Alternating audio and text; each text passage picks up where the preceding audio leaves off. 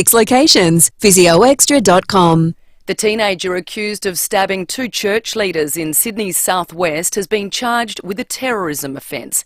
Katie Fuller reports. Bishop Murray Emanuel was delivering a sermon at Christ the Good Shepherd Church in Wakeley when he was stabbed. The service was being live streamed. Another church leader was also injured. A 16-year-old boy has been under police guard in hospital since the attack. He was interviewed by joint counter-terrorism officers yesterday who charged him with committing a terrorist act. If the teenager is convicted, he faces the possibility of a life sentence. He's been refused bail and is due to appear in court via a bedside hearing this morning. The federal government is finalising a visa application for a Pakistani security guard injured in the Bondi Junction stabbing rampage. Mohammed Taha is recovering from his injuries in hospital after confronting the attacker. The Prime Minister expects his visa to be approved as early as today. Anthony Albanese says he put his life on the line. The Minister has spoken with the gentleman still in hospital, Mohammed, and we wish him every swift recovery. We see no reason why this shouldn't be approved, and I'm very confident it will be approved. A transport warning if you're heading to the Crows-Bombers clash at Adelaide Oval tonight. Mel Usher has the details. Adelaide Metro says train services for the footy game tonight will be reduced. It's due to overtime work bans undertaken by some drivers employed by private contractor Keolis Downer. It's part of their ongoing pay dispute. So only the standard Friday train timetable will be in operation. Some substitute buses will be available to cope with extra demand. Fans are reminded the Footy Express buses and trams are running and they're free with your match ticket from 4 p.m. Adelaide adventurer Katie Sarah and her Spirit of Adelaide crew have completed the gruelling Ocean Globe sailing race overnight. The mother of 3 arrived safely at the Isle of Wight in the UK after completing the 27,000-mile sprint across 4 legs. They set sail in September last year. Sarah is the only woman in the world to complete mountaineering's rare feat of the 7-7, the highest mountains on all 7 continents, as well as the 7 highest volcanic peaks. The Australian Institute of Health and Welfare is shedding light on the number of childhood injuries across the nation. A report found falls are the primary cause of injury hospitalisation across all age groups, except for 16 to 18-year-olds. Dr Heather Swanston says playground equipment was also a concern for injury in younger age groups. Taking into account any changes in the age structure of Australia's population, we found that injuries in children decreased slightly from 2017-18 to 2021-22. The United States has imposed new sanctions on Iran targeting leaders and groups tied to a major drone attack on Israel. The United Nations Secretary-General is warning of a full-scale conflict in the Middle East following the Iranian strikes. Antonio Guterres wants restraint. The Middle East is on a precipice. Recent days have seen a perilous escalation in words and deeds. The moment of maximum peril must be a time for maximum restraint. Now to 5AA Sport. Experience the 2024 new-gen Mitsubishi Triton with 10 years warranty and servicing. Test drive at Agostino Mitsubishi. Here's Tom Wren. Thank you, Jess. The Western Bulldogs have resurrected their season after last week's massive loss to Essendon. The Bulldogs thumped St Kilda by 60 points last night at Marvel Stadium. Saints coach Ross Lyon says they realised the Doggies were hungry for a win after last week's loss to the Bombers. I don't want to make excuses because I want to give credit to the Bulldogs, but certainly with my group, there was no angst after the game. It was like, but we've got to prove it's an aberration and that there was a lot of mitigating circumstances that really challenged us. So, you know, we'll look to respond. We'll lick our wounds tonight. And round 6 continues tonight with Adelaide hosting Essendon at Adelaide Oval. The Crows have brought in Lockie Scholl and James Borlase for Jordan Butts, who's injured, while Matt Crouch is suspended. Port Adelaide has left Charlie Dixon out of tomorrow's big game against Collingwood at the MCG. He's being managed, meaning recruit Jordan Sweet will get his first opportunity since crossing over from the Bulldogs. Let's get to soccer, and Adelaide United's game against Central Coast has been delayed because of the Mariners struggling to get a flight out of flood-ravaged Dubai. Meantime, in overseas action, Liverpool is 1-0 up against Atalanta in their Europa League quarter-final match. There's about 20 minutes to play there, while West Ham is also 1-0 up against Bayer Leverkusen. And Aussie Alex de Minaur has lost his round of 16 match at the Barcelona Open. That was against French veteran Gael Monfils in straight sets. And that's the 5AA Sport. Thanks, Tom. Now the 5AA forecast. See any issue firsthand with AutoCam. Real-time video, direct to you from your Automasters technician. A top of 20 today with a possible morning shower. Tomorrow sunny and 22, mostly sunny and 22 again for Sunday. Right now, it's 12 degrees. More news as it happens on 5AA. For over 3 decades, Regent Homes has been synonymous with crafting architecturally bespoke homes, each one a testament to Regent Homes' unwavering commitment to design, quality and sophistication. And because Regent Homes is a South Australian family-owned company, they understand more than anyone what it takes to build a family home. Experience Regent Homes' award-winning display homes at Lightsview and Blackwood Park. Innovative design, elevated living. Visit regenthomes.com.au. Pathology is an essential part of our healthcare system, and 70% of all our medical decisions rely on pathology tests. They help GPs and other healthcare professionals diagnose illnesses, diseases and infections, and we all benefit from pathology being bulk billed. But government funding hasn't increased in 24 years, so to keep pathology affordable and accessible for all Australians, visit keeppathologybulkbilled.com.au. Authorised by LWET, Australian Pathology Canberra. Now at Harvey Norman, the Temper Mattress floor stock clearance. Huge range of discontinued models priced to clear. Choose your size, from long single to super king. Choose your feel, soft to firm, and save. With unique pressure relieving material created from NASA technology and made in Denmark, Temper is a mattress like no other. Speak to a sleep expert at your local Harvey Norman store and experience Temper today. Hurry, the Temper Mattress floor stock clearance ends Monday. Harvey Norman, your sleep experts. Go!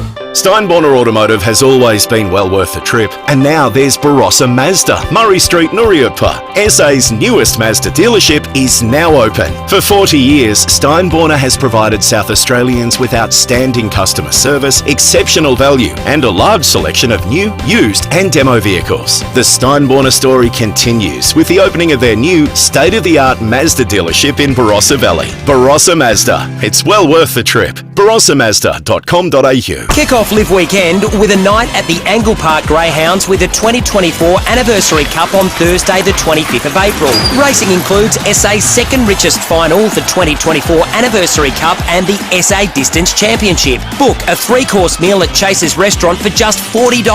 Gates open 5:30. General admission is just a gold coin donation with food vans, bar and free kids entertainment all trackside. Plus, you can putt for your chance to win a heap of prizes. Gamble responsibly. Streaming live via the 5AA Player app on DAB Digital Radio and on 1395 AM. This is 5AA, always Adelaide.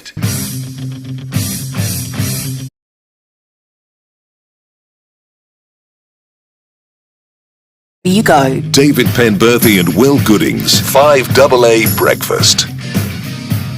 9 minutes after 6, good morning to you. Welcome to Friday on 5AA Breakfast. Jade Robin out in the streets for us this morning, covering the breaking news as it happens. Looking forward to checking in with her, having Jade back on deck. Zach De Silva will wrap the week in federal politics. I think two of the stories that dominated over the course of yesterday came from our chat yesterday with the Prime Minister, Anthony Albanese. Stories written in both the Oz and the Fin Review over the course of the day came from that conversation. We're going to chat with Nick Champion, the new Housing Supremo. Housing Czar? Does he go by Housing Czar? Czar. Maybe just privately. Bruce Gitte will be on as well from the Property Council, talking about rezoning, allowing 20-storey high apartments for the Glenside development. Is this a sign of things to come? We'll speak with the Housing Minister a little bit later this morning. But first, a man whose being has no wheels. David Penberthy, good morning to you. Good morning, listeners. Good morning, Will. Yes, if the Yungaparinga Council is listening at some point, I just wonder if they're going to replace the old wheelie bin.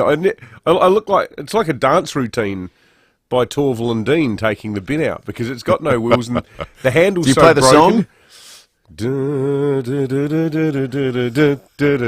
That would be excellent. Ravel's Bolero. You should play that at full volume. Yeah, so I have to sort of waltz with the bin. It depends on how full it is, which is really bad because if it's really full, I've got to hug it and lift it. And if it's really full, there's a reasonable chance it's going to smell bad. You need to cut the council some slack. They're fighting to affect social change.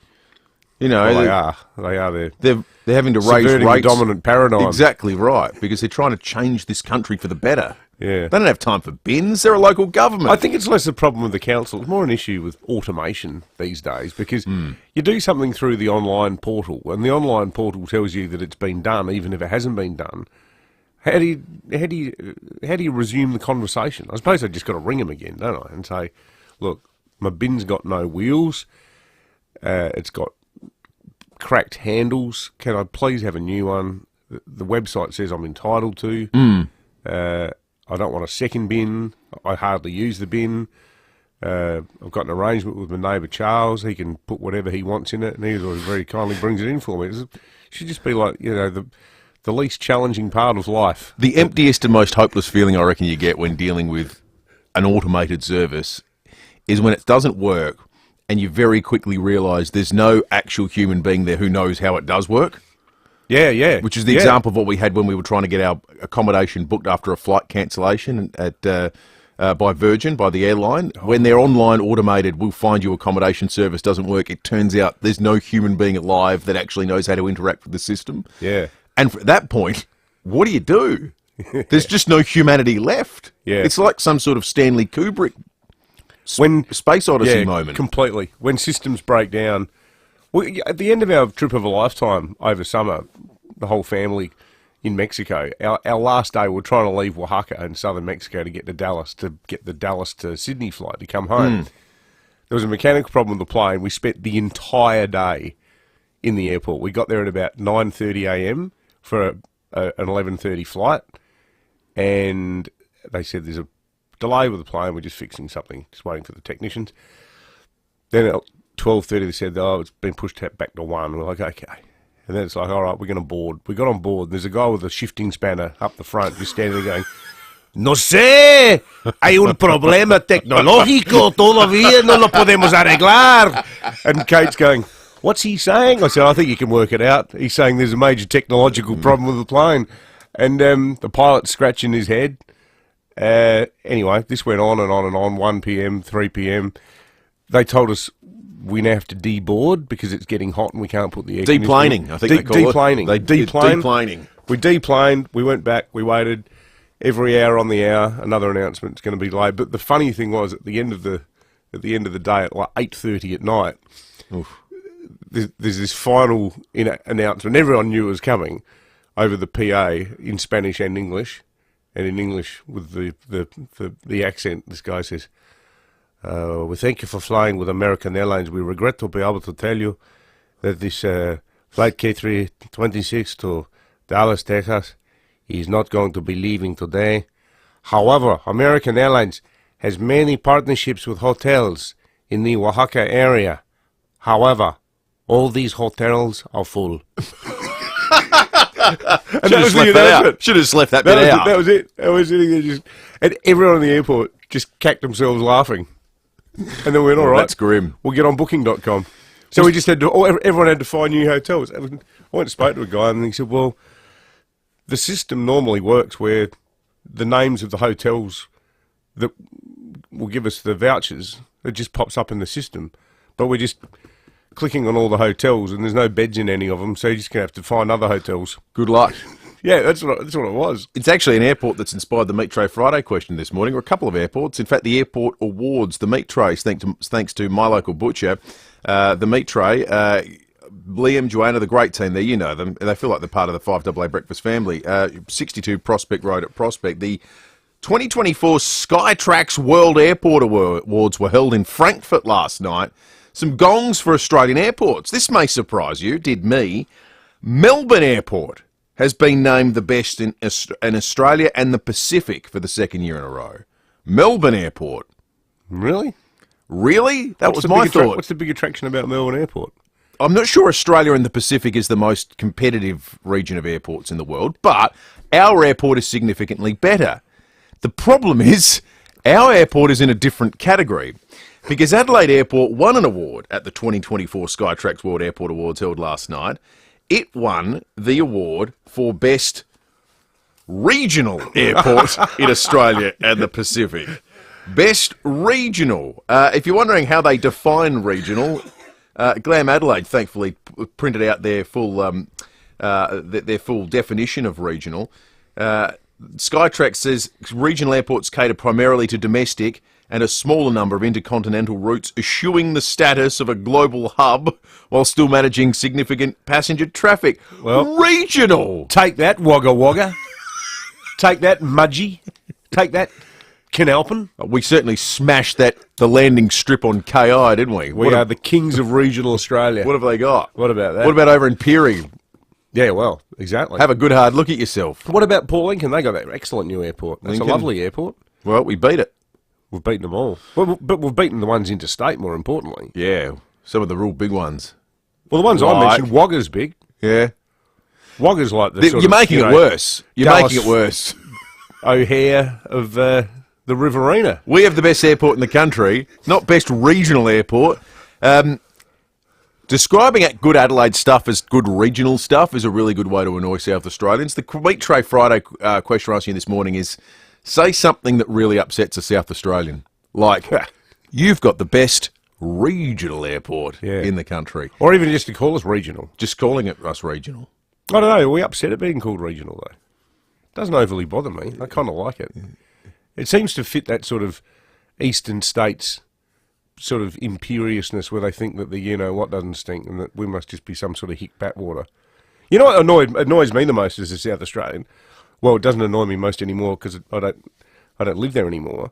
But when I lived in Sydney, so many people used to say, "Oh, you're from Adelaide originally." I go, "Yep," and then they had this. They spoke to me like I was a refugee who'd won the lottery of life by moving to Sydney. Yeah, they'd say, "Oh, you must have been happy to come to Sydney." I'm like, "How do you mean?" "Oh, getting out of Adelaide." Well, like it's war-torn Kabul or Mogadishu. Or just the most boring city on earth. No, I actually came here for a job. And clearly I don't mind Sydney, but I've got no quarrel with Adelaide. Yeah. And they go, "Really?" And then you say, "What don't you like about Adelaide?" And they say, "I don't know, I've never been there." Well, what are you talking about? Well, there you go. Tell us something say something that'll upset a South Australian. 8223 I can say one word that'll upset a South Australians. Lego. You can text us too on the Dutton's text line. Dutton's Volkswagen, less than 18 minutes up the freeway in Mount Barker. Dutton's easy to do business with. You might win yourself this excellent meat tray this morning. We're going to take a break. News headlines are next. IKEA's new lower prices on hundreds of products means you can make more life happen for less. That's more comfy sleep-ins for less. More chairs around the dinner table, more legroom on your side of the sofa, and more wardrobe winning for less. More of all the things you love, lowered to a price you'll love even more. Make it happen for less at ikea.com.au.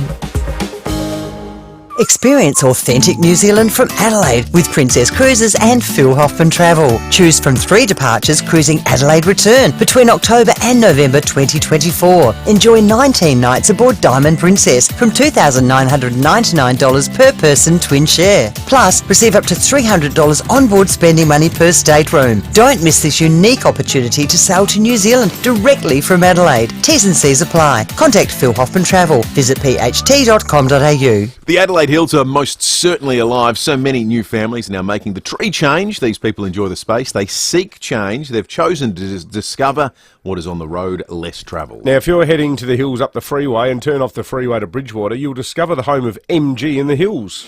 MG's long history of innovation continues at Adelaide Hills MG, and right now they've got stock available at unbelievable drive-away prices.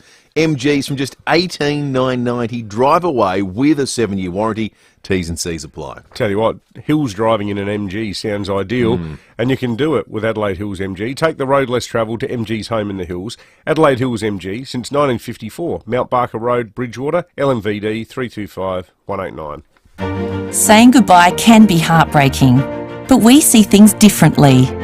Our new litter of puppies need love and care before they start school to become a guide or assistance dog.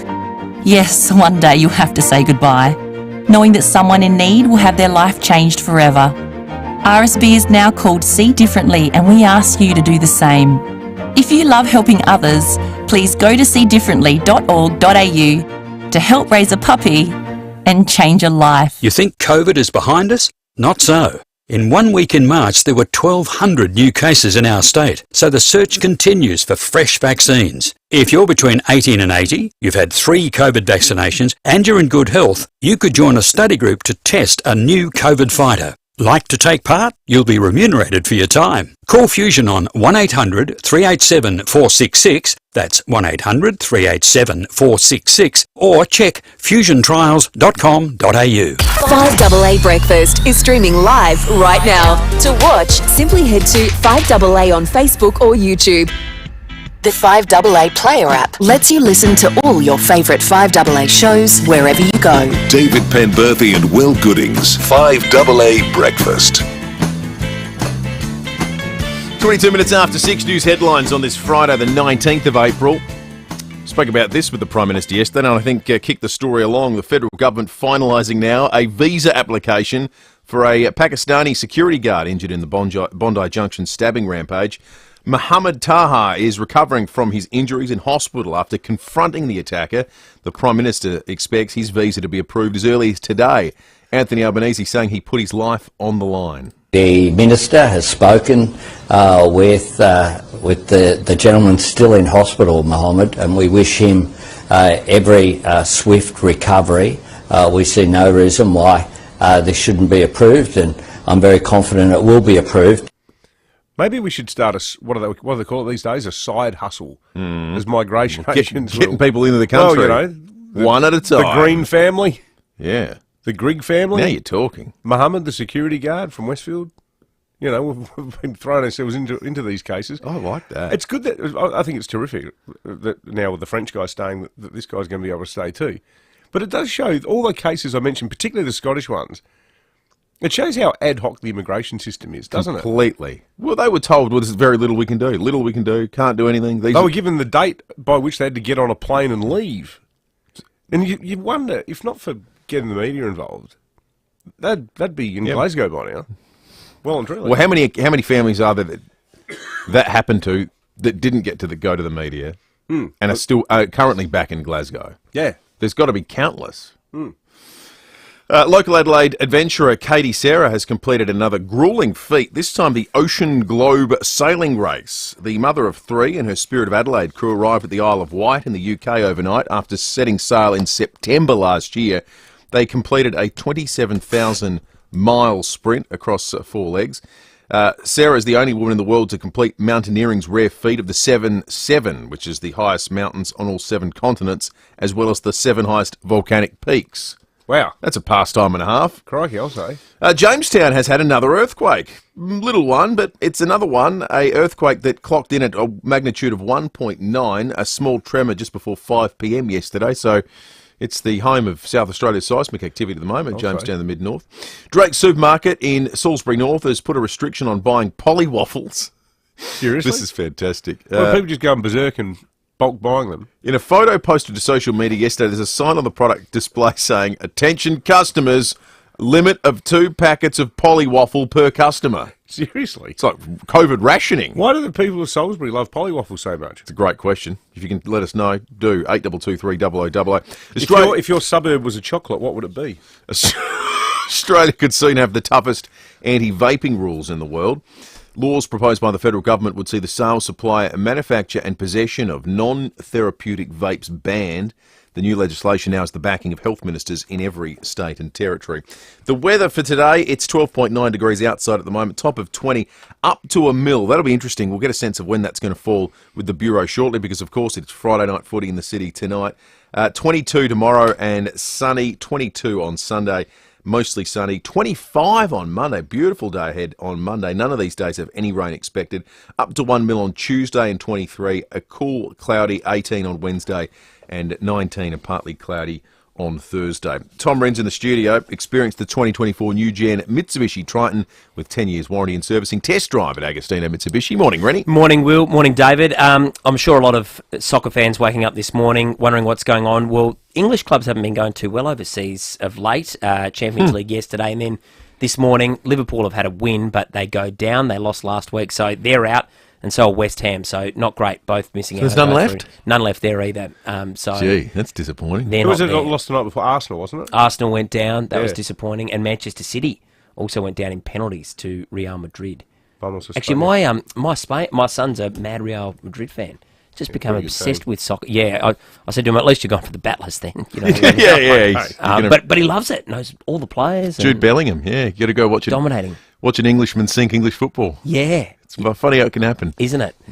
Beck's played for them when all the Man United players were playing there too. Yeah, it was basically like Man U all shifted over there. And remember, Capello, through the documentary, was benching him and they wanted him gone, and then they ended up needing him back, and he played a crucial role in winning the title. Yeah, that's right. You know, it was a good sort of story of just continuing, persevering, and it's amazing pushing what through. Vast financial wealth and no salary cap can do for a team's success, though, isn't it?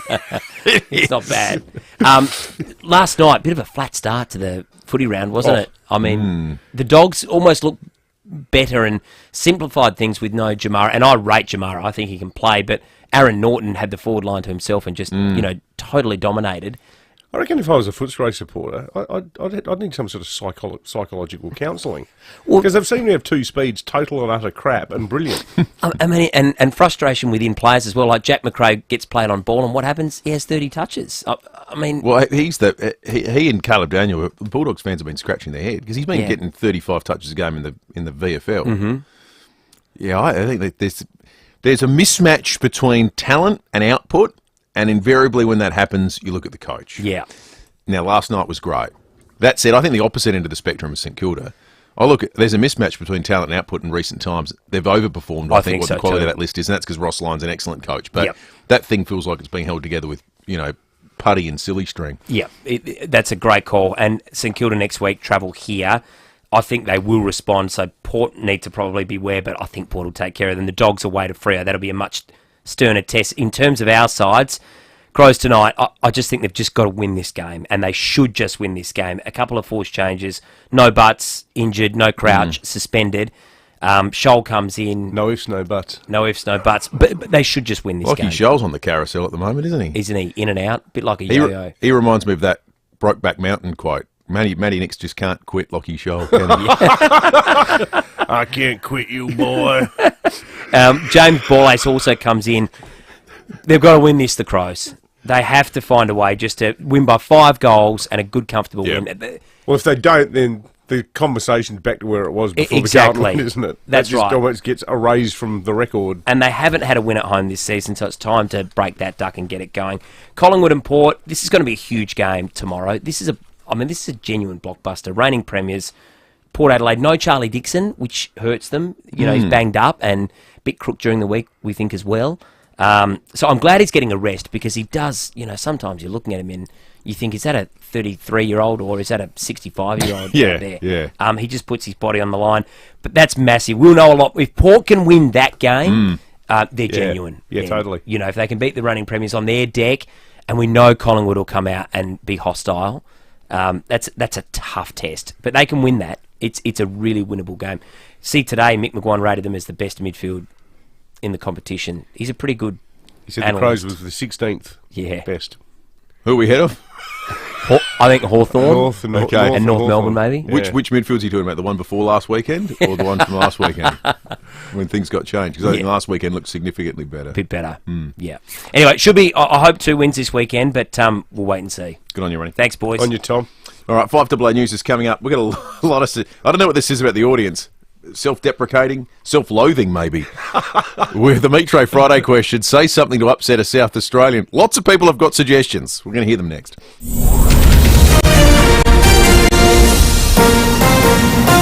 This is 5AA News, always Adelaide. A top of 20 today with a possible morning shower. With the 6:30 news, I'm Jess Adamson.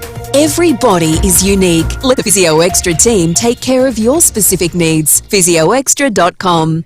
Businesses at Sydney's Bondi Junction Westfield will reopen for trade this morning, but there'll be a sombre mood inside. Jack Hahn reports. At 9:30, the doors will slide open for the first day of trading in almost 1 week. It will be a sombre setting inside with low music and no advertisements. Security guards will be given stab-proof vests as they clock on, while police promise to boost patrols inside the shopping centre. Westfield management will waive the rent for tenants for the past week, given that the centre has been closed. Yesterday, the Premier and Police Commissioner, along with scores of Sydney-siders, strolled the shopping centre for a day of reflection. A 16-year-old boy charged with a terrorism offence after allegedly stabbing two church leaders in Sydney's southwest will have a bedside hearing today. Police were called to Christ the Good Church on Monday, where a bishop and a priest were stabbed. The bishop remains in hospital but says he forgives his alleged attacker. If convicted, the teenager faces life in prison. Partial demolition, that's the way the developer wanting to transform the Crown and Anchor in Grenfell Street is describing their planned high-rise on the site. The first image of the 19-storey student housing block has been released, with public consultation opening today. There's already been strong opposition to the proposal, the Save the Cranker movement online, garnering strong support as they push for the historic pub to remain untouched.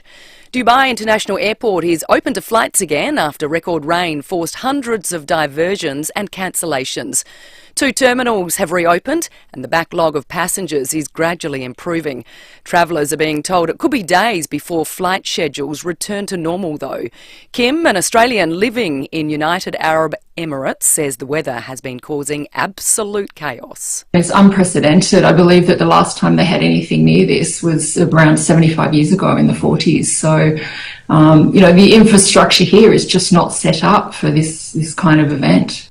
A new report shows the nation's public hospitals are at breaking point. Gabrielle Hodson has more.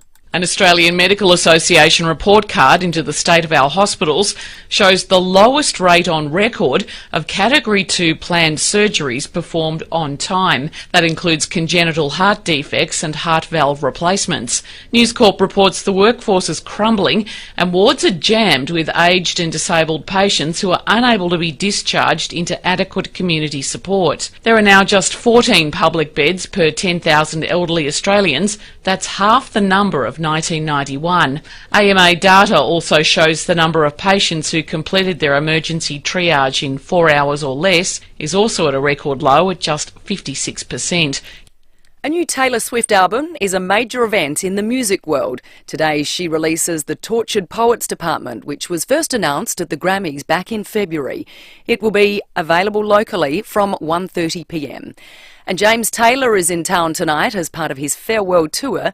The American singer-songwriter is playing the Adelaide Entertainment Centre. I've seen fire and I've seen rain. How sweet it is to be loved by you. And I'll be there, yeah, yeah, yeah. You've got a friend. Talking of friends, now turning to 5AA Sport. Here's Tom Wren. Experience the 2024 new-gen Mitsubishi Triton with 10 years warranty and servicing. Test drive at Agostino Mitsubishi. Hello to you, Jess. We are very good friends, aren't we? We'll sing that song together maybe, shall we? A little bit later on. Let's start with footy. The Western Bulldogs have bounced back to the winners list in a big way after smashing St Kilda by 60 points for their third win of the season at Marvel Stadium last night. Aaron Norton was outstanding, booting 6 goals, while defender Bailey Dale collected a career-high 39 touches. Round 6, of course, continues tonight with Adelaide hosting Essendon at home, and they've brought in Lockie Scholl and James Borlase for Jordan Butts, who's injured, while Matt Crouch is out suspended. Let's go to rugby league. A late try to Xavier Coates has secured a thrilling 18-12 point win for the Melbourne Storm over the Sydney Roosters. That was at Sydney Football Stadium. Roosters said to her, Joseph Manu scored with 13 minutes to play, levelling the scores and setting up a grandstand finish. But some hot potato football from the visitors saw Coates cross for the winner, sending his side to the top of the table. And another kick by Munster to take advantage, and Coates has got the fire! Fortune favours the brave! Audio there thanks to Nine. Disappointment in some soccer for the English clubs in the quarter-finals of Europa League action this morning. Liverpool actually beat Atalanta 1-0, but they've been knocked out of the competition, going down 3-1 on aggregate. West Ham had a 1-1 draw against Bayer Leverkusen, but also lost 3-1 on aggregate. And in some golf to finish, JT Poston is the man to catch early on at the RBC Heritage Tournament. He fired a stunning round of 800 to sit 2 shots clear at the top of the leaderboard, while Aussie Jason Day is 5 shots back in a tie for 18th. And that's the 5AA Sport. Thanks, Tom. Now the 5AA forecast. See any issue firsthand with AutoCam. Real-time video, direct to you from your Automasters technician. A top of 20 today with a possible morning shower. Sunny and 22 tomorrow, mostly sunny and 22 for Sunday. Right now, it's 13 degrees. More news as it happens on 5AA. The 5AA Player app lets you listen to all your favourite 5AA shows wherever you go. David Penberthy and Will Goodings, 5AA Breakfast. 24 minutes to 7. A lot of Meat Tray Friday entries. Going to get to those in just a moment. Yesterday, though, of course, we had the Diver Derrick Bridge that got stuck open in Port Adelaide for 4 hours in the end. We heard about 1 hour in, some weirdness started to be going on amongst the people that realised they weren't going anywhere anytime soon.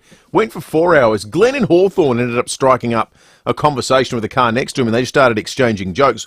Glenn, we made the joke during the program yesterday, but you might be able to come up with a whole comedy routine by the end of the day. How did the day end up for you? Mate, I actually ended up going on a date with her last night down to Cafe Strand, Jetty Road, Glenelg. It was bloody awesome, mate.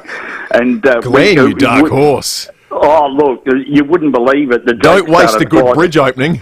Mate, the jokes started flying after that. Why don't skeletons fight each other? They don't have the guts, you know. And guess what? Did you guys bond over the world's worst jokes? Is that what happened, Glenn? Oh, mate, we ended up, one of the truckies there had a set of Monopoly in there for his kids, and he got it out, and we started playing in the middle of Derek Diver Bridge with 4 of us, mate. And we sent out for a bloody Uber for HJs from Port Adelaide, and it was awesome, mate. And do you know what? Down at Cafe Strand, Jetty Road, Glenelg, John Travolta met his missus there. She used to go to Pembroke here, for God's sake. John Travolta? Yeah. Which wife? He's been married a couple of times, isn't he? Kelly Preston? Yes, I think so. Kelly Preston, because he always stays at Cafe Strand when he's here, stays down at the Grand when he's here. He flies his Qantas jet here for Comic Con. And he brought Derek MacGyver, Jane Dean Anderson here last time, and MacGyver. Wow. And he also brought Mr. Chuck Norris. Okay. And, so when's the second date, Glenn? Are you going to wait for a sort of a fender bender on the expressway or a sort of freeway car breakdown? No, tomorrow night, mate. We're cruising out tomorrow night. Don't you worry about that. Her name's Kerry, and she's absolutely delightful. Blonde hair, blue eyes, mate. Absolutely gorgeous. Well, Glenn, glad it worked out for someone. Terrific. You just never know where love is going to strike, do you? That date had it all, didn't it? Monopoly. Really, That's terrific. Good on you, Glenn. And Kerry. Let's, wish them both. Kelly. The Diver Derrick Bridge. Well loved the blooms. scene of Adelaide's late newest budding romance. Yeah, they'll have to change the sign soon. All right, Meat Tray Friday. The Meat Tray, thanks to Liam and Jana of the team, my local butcher at Chanella's, 62 Prospect Road at Prospect. If you get engaged, Glenn, by the way, call us and we'll throw you a 5AA breakfast wedding party or something. Yeah, great idea. Yeah, at the bridge. Now, Sally in Hillcrest. Sally, can you say something that will upset a South Australian? Fricks and sauce don't belong together. Oh, Sally.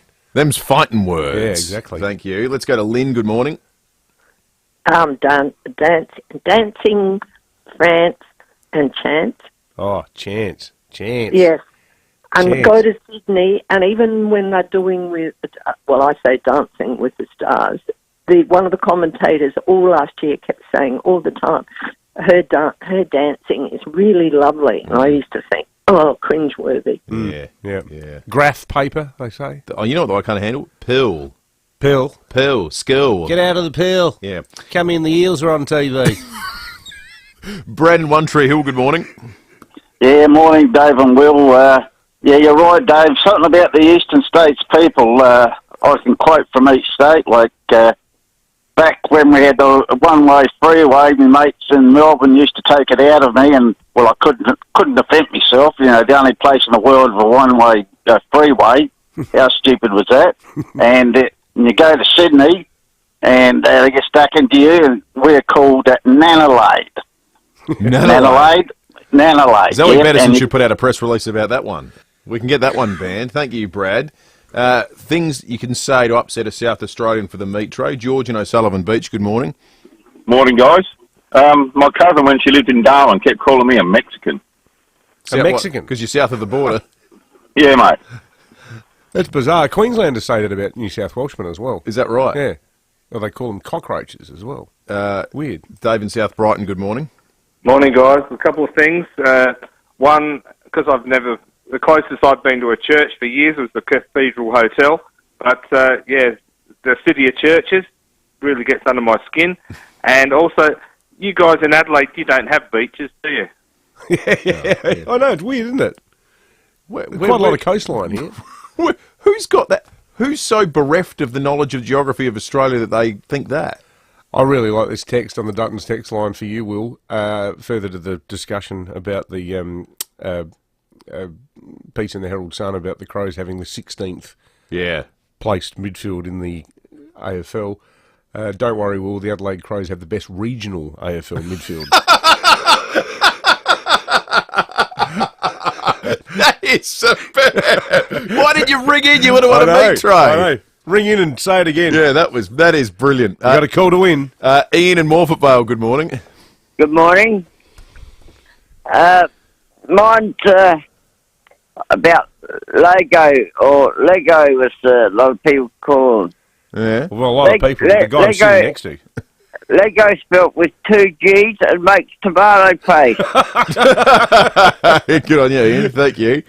I think that's a defence of South Australians rather than... That is a defence. Rather than a valid Meat Tray Friday entry, unfortunately. It's a denunciation of your type, Will. Yeah, well, sorry, Steve. Sorry, Ian. Lego. It's ineligible. Good morning, Steve. What a rort. How you going, boys? Good, thanks, Steve. Devon sandwiches. Who eats an English county in a sandwich? Devon. Why is it even called Devon? It's called Devon in Melbourne, isn't it? It's Fritz. Because it's called Polony in Western Australia, I think. Weird. So it sounds like people have just historically named it after where they've or they believe it's come from. Well, it's come from Germany, though, hasn't it, Fritz? I would have thought. William, good morning. Good morning, gents. Happy Friday. You too, William. Thank you. Basically, when Dan Andrews came out on the media, I'm not a big fan of Dan Andrews in general, but one thing that got in under my skin was when he put onto the media, you know, why would anyone want to go to South Australia?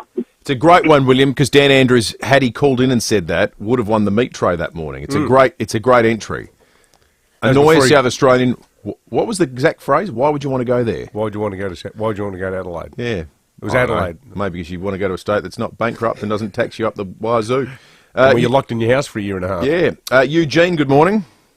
Good morning. I think the most thing is to suggest that we get an advantage by playing an extra game over all the Melbourne teams. That's a good one. Yes. A gather-round related thing to say to irritate South Australians. Thank you, Eugene. That is irritating, isn't it? That is irritating. Hearing those Scott brothers crapping on about, it's so unfair.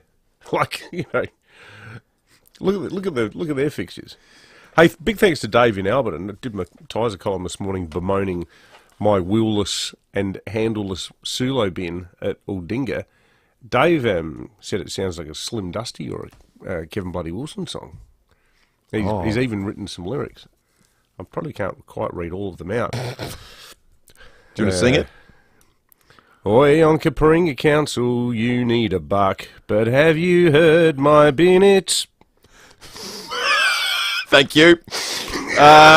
Let's check traffic.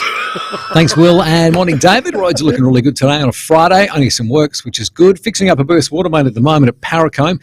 This one's on Gorge Road near Corkscrew Road. Got speeds reduced there. A bit sluggish for activity at Semaphore Park, Bow Road near Old Port Road, and we're down 80 k's at O'Halloran Hill. That's on the Southern Expressway near Majors Road for the road widening there. Always gets busy throughout the morning. You find cameras out early, Airport Road, Brooklyn Park, and West Beach Road at West Beach. Join almost 4 million members with FIVEAA, CanStar's outstanding value health insurance for 2023. And for good health, catch on. Switch today. Search FIVEAA Health Insurance. Adelaide's most accurate traffic on 5AA. You've never seen MasterChef like this. I am in love. Welcome to Hong Kong! It's Jamie Oliver. MasterChef starts 7:30 Monday on 10 and 10 Play. Jarvis Toyota has moved to their brand new home in Brighton Road, Somerton Park. Take advantage of opening savings across the Toyota certified pre-owned range and enjoy the same feeling you get with a new Toyota at Jarvis Toyota. All certified pre-owned vehicles are tested and backed by Toyota, including a full service history and 90-point safety check. Toyota certified, pre-owned in a class of its own.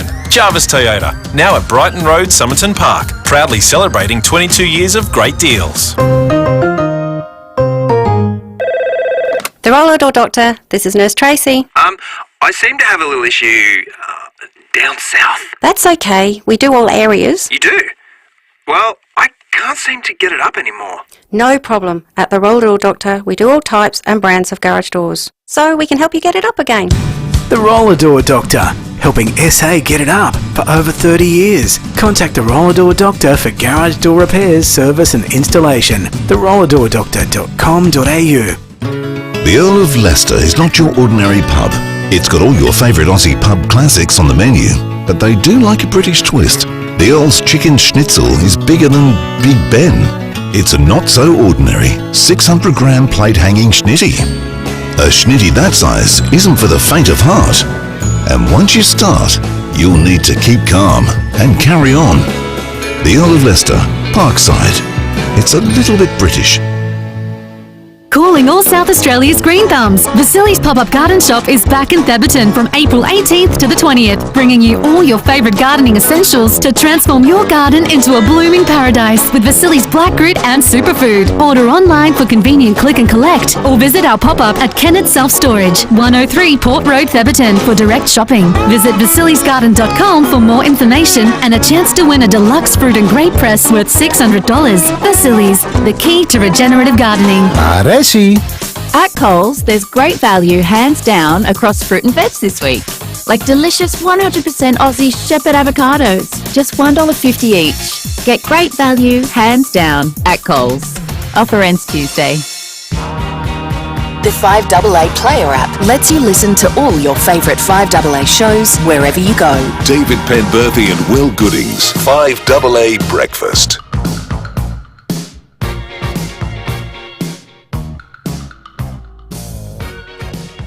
12 minutes to 7. Let's talk about the weather today. Big game of footy tonight, of course, Adelaide Oval, another must-win. You go 0-4 and they're all must-win very quickly for the Crows. Simon Timke at the Bureau has the all-important forecast. There's a little bit of a drizzle in the forecast, isn't there, Simon? Yeah, morning, Will. Morning, David. We have had a few showers around the place overnight. They sort of started late yesterday afternoon, continued on and off overnight. We've actually recorded 5.4 millimetres in the gauge here in the city. Wow. Even a little bit wetter about the northeastern foothills, about 8 millimetres recorded at Black Hill, Banksia Park, Golden Grove, up that way. Generally speaking, though, over the Adelaide Plains, most places picked up the order of 2 to 5 millimetres. Looking on the radar at the moment, there's still a few showers around, particularly around the hills and the southern suburbs, and the winds have gone around south to southeasterly. So I think any showers around sort of through the rest of the morning are more likely about the hills and southern suburbs, but not impossible that we couldn't get a brief light shower over the Adelaide Plains.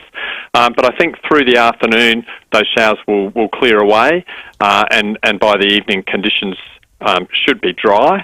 The winds persisting from the south to southeast, so should be dry for the footy this evening. Temperature-wise, we had an overnight minimum 12.1 degrees at about 5:30. Currently here in the city, we are sitting on slightly above that, 12.2, and expecting a maximum temperature of 20 degrees today. Around the suburbs, 19 degrees for Glenelg, Elizabeth and Noarlunga, 17 for Mount Barker. The weather will become pretty sunny over the weekend. The high pressure system moves across waters to the south, brings some pretty stable conditions, sunny weather, and a little bit warmer as well. So sunny days on the way for Saturday and Sunday, 22 degrees the maximum for both those days. A little bit cool to start off with, minimum temperatures around 8 or 9 degrees. And then that high moves out to the east on Monday. Winds turn around a little bit more northeasterly and we get even a tad warmer, 25 degrees the maximum for Monday, and another sunny day. It looks like a change, another front moving across through the middle part of next week, so likely to see some showers developing on Tuesday, Wednesday, getting a little bit cooler through the middle part of the week as well, guys. Good on you, Simon. Thank you. Simon Timke at the Weather Bureau. Let's head to Sapole. Senior Constable Rebecca Stokes is on the line. Rebecca, a trespass has been caught at a vacant house at Kilburn. Yes, police were called by vigilant neighbours last night. He heard people in the rear yard of a vacant house on Brunswick Street at Kilburn about 9:45pm. Police attended and located one man in the backyard. They did find 2 bicycles, so we think he had an accomplice, but police and police dog Cooper were unable to track down the second man.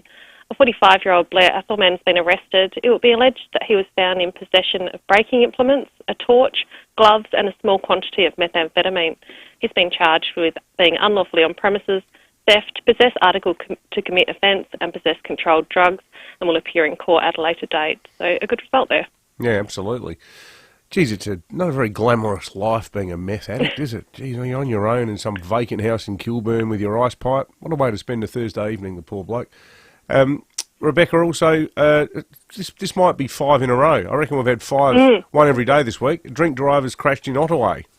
Yeah, just before 11pm last night, police were called to Grand Junction Road, Ottaway, after a Nissan hatchback lost control on the corner of Glenroy Street and crashed into bushes behind a bus stop.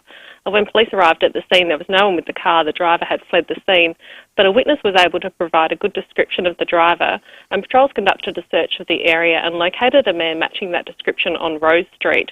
The clincher was that he also had the keys to the crashed car in his possession. So he's a 38-year-old Ottaway man. He's recorded a blood alcohol reading of 0.114.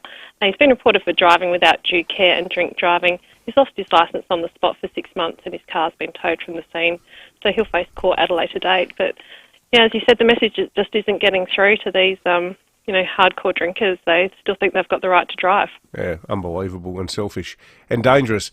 Good on you, Beck. Rebecca Stokes there, Senior Constable from Sapole. Have a great weekend. It's 7 minutes to 7. We had a bit about this initiative on 7 News last night. There are moves to legislate a mandated 25k an hour zone to make it safer when you drive around RAA cars that are pulled over attending to vehicles that have broken down. Jade Robin's got more on the story this morning. This sounds like a pretty good idea, Jade. Good morning, Will and Dave and our listeners. Great to be back. Good to have you back. It is. It's a fantastic... I miss my morning fam too. Good morning.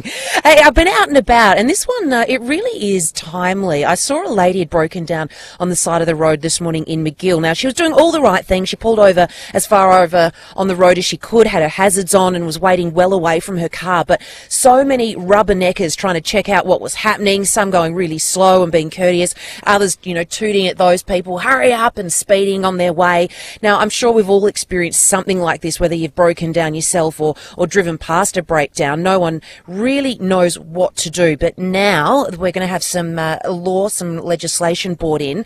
The government wants to introduce a new law that would mean it's compulsory to slow right down to 25 k's when passing a breakdown when the RAA or a similar roadside assistance car is on the scene with their lights flashing. And if you don't, there'll be a hefty penalty coming your way. The RAA has just wrapped up an investigation between 2019 and 2023 and found 20 reportable offences of people pretty much being dumb, inconsiderate and driving dangerously. 5 incidents where one of their vehicles was actually hit by a car or a motorcycle. So the legislation will be put before Parliament, and if it passes, it'll be introduced later this year. Sounds fair enough to me. They released some video to assist with making the public aware of why they want this. Because I think if you close your eyes and picture it on, I don't know, Tapley's Hill Road on a quiet sort of an evening, you go, oh God, I've got to slow down to 25 when there's no real danger here. the vision they released is of the incident that is quite obviously dangerous. I think it was the Southern Expressway. It might have been the freeway. Either case, cars were going past 100 k's an hour, 110 k's an hour. And there's a guy who works for the RAA who's trying to jump out between and put cones down.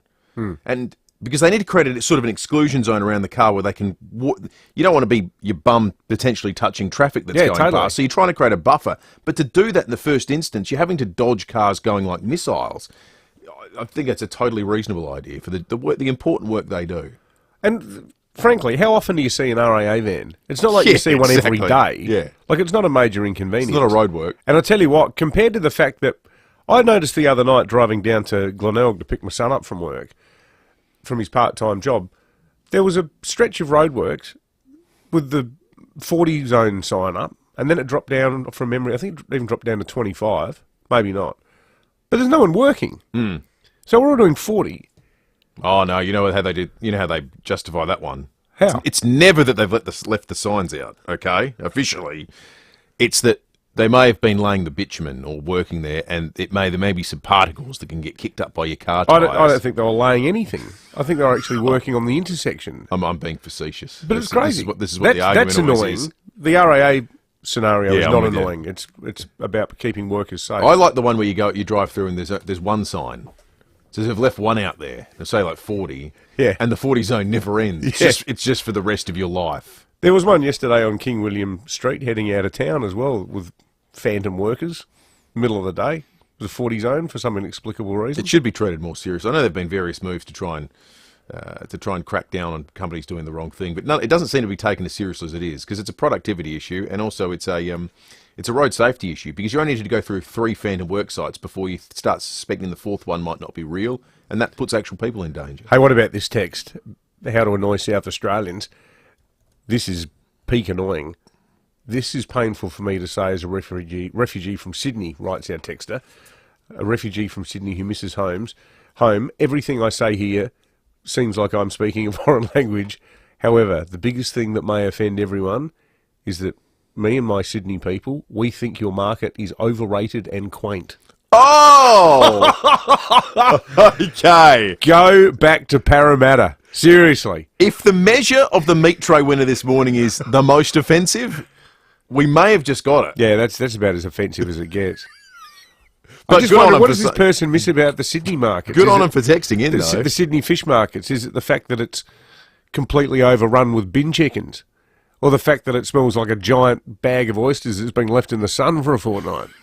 Or the fact that you've got to pay about $40 an hour to park there? I can see you're personally offended. This is vaulted into real contention for the meat tray. To be honest, about the only thing I miss about Sydney as a lifestyle thing is the fish markets. I used to love, because I lived about 2 suburbs away. Often on the weekends, I'd just drive down there and buy some oysters. Dutton's Volkswagen, less than 18 minutes up the freeway in Mount Barker. Dutton's easy to do business with. Our wrap of the morning's news next, but hey, if you've got something else that you can come up with that's going to offend South Australians, call in, because you might win yourself a meat tray.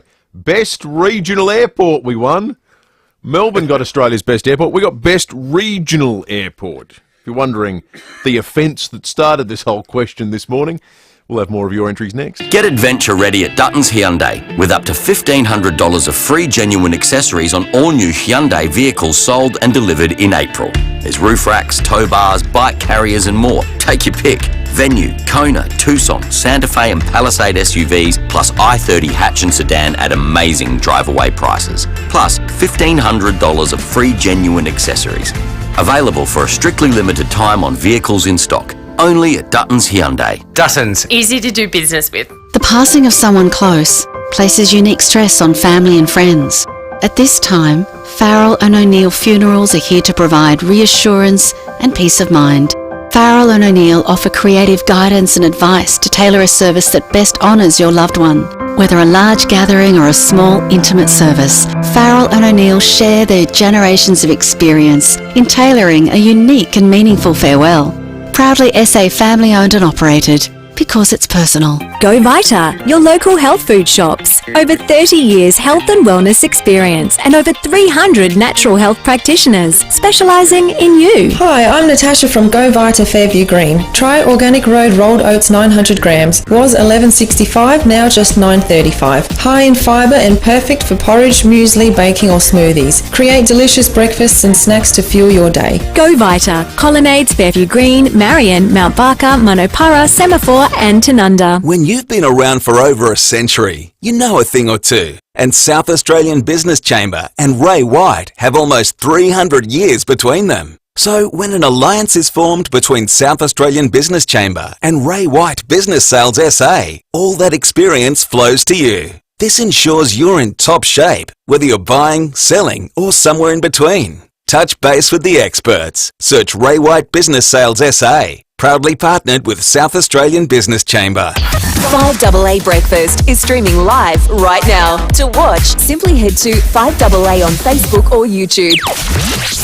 The news and information that matters.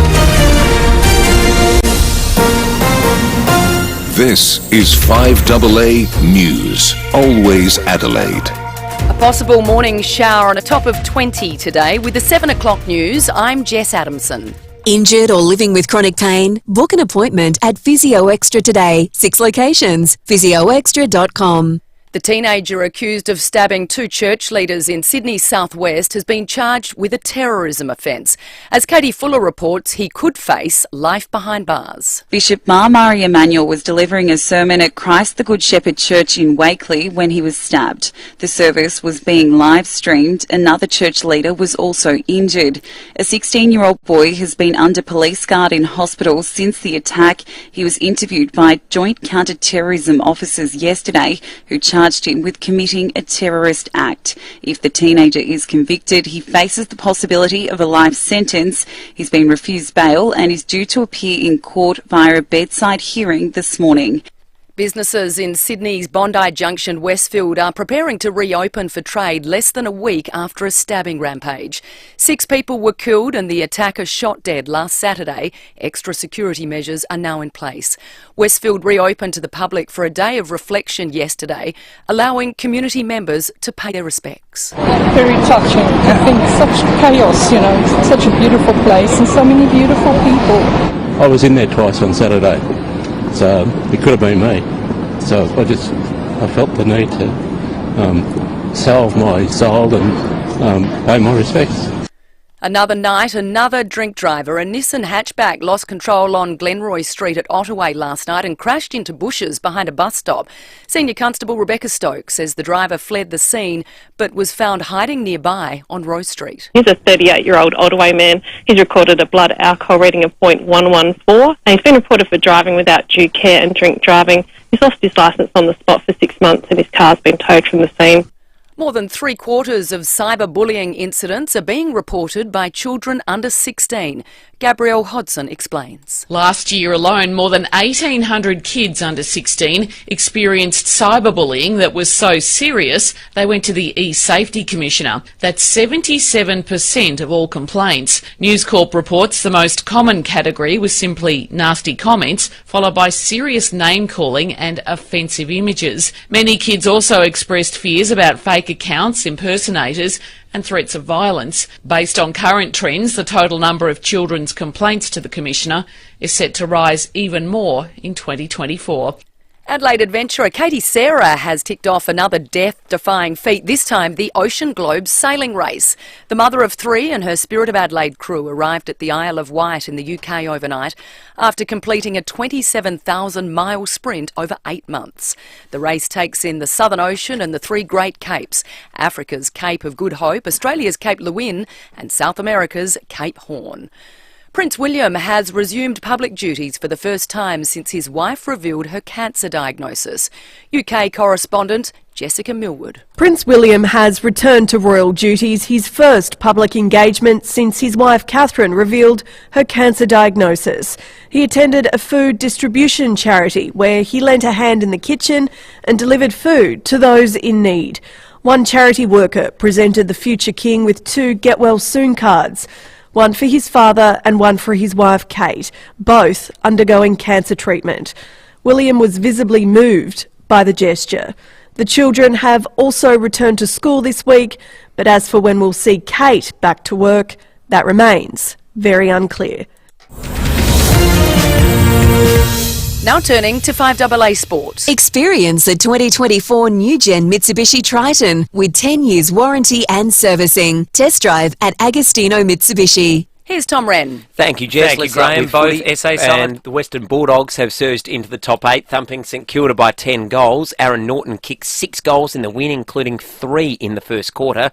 Dogs coach Luke Beveridge says they're striving for consistency after moving to a 3-3 record. We think there's a lot of promise in our team. As much as our desire is to get some momentum and string wins together, we know we've got a challenge on our hands to be in that space. If we front up like we have tonight, a couple of other occasions where we've had good outcomes, we'll be in the mix, but it remains to be seen.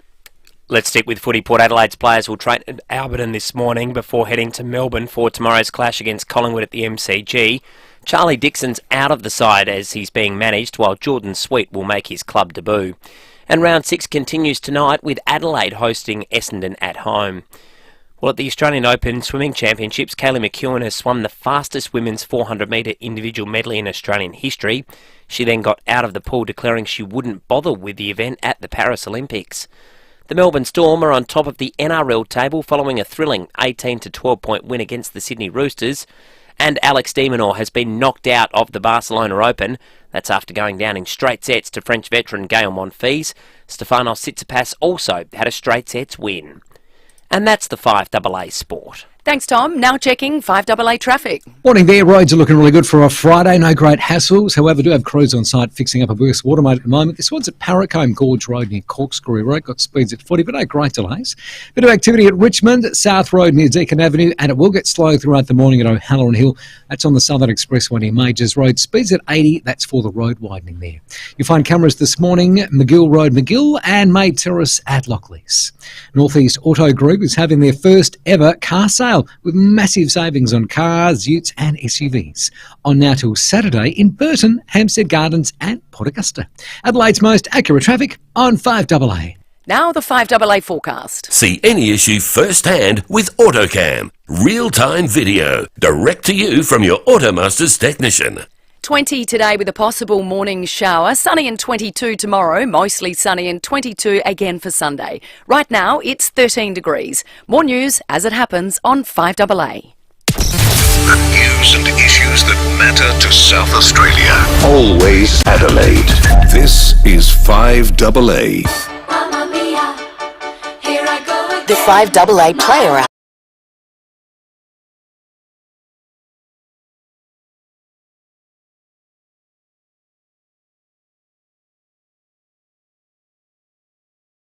And Bus Union's going to be on in a few moments. We're going to get a definitive answer from him about the Footy Express services tonight. I'm planning on getting to the ground. I know the Port game last weekend was a total disaster for people. Yep. We'll find out more. We're getting some word through from the union voting on further strike action, some 24-hour strike action. We've sent something from an anonymous member of the union. We'll put that to Darren Phillips in a moment as well. Also, our wrap of the week in federal politics with Zach De Silva, and we'll flash back in time with Michael Smith. Why don't they just work and not charge anybody?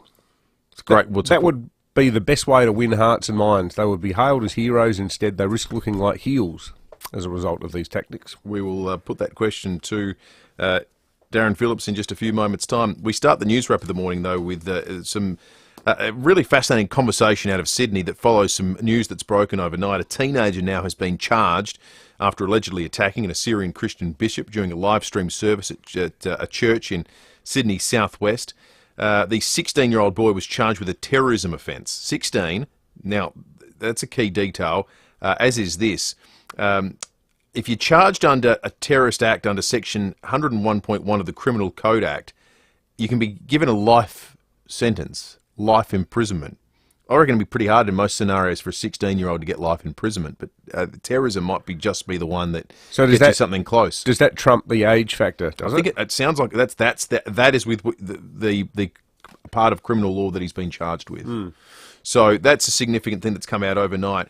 The other thing that's come out, New South Wales Police, and this harks back to a story that we did, I reckon, last week or the week before, where in the United States, the parents of a school shooter had been sentenced to more than a decade in prison each. That's right. New South Wales Police are this morning calling for tougher penalties for the parents of children who carry knives. It was something the federal opposition leader Peter Dutton was asked about on the Today Show a short time ago. I think as you look around the country, there are different approaches from different police forces, and that's because of the laws that they operate under. In Queensland, they've got the ability to use wave the wand over people, particularly, it's not just shopping centres, nightclubs and precincts, particularly after dark. You've got all of this gang violence at the moment where people are breaking into homes and stealing keys for cars.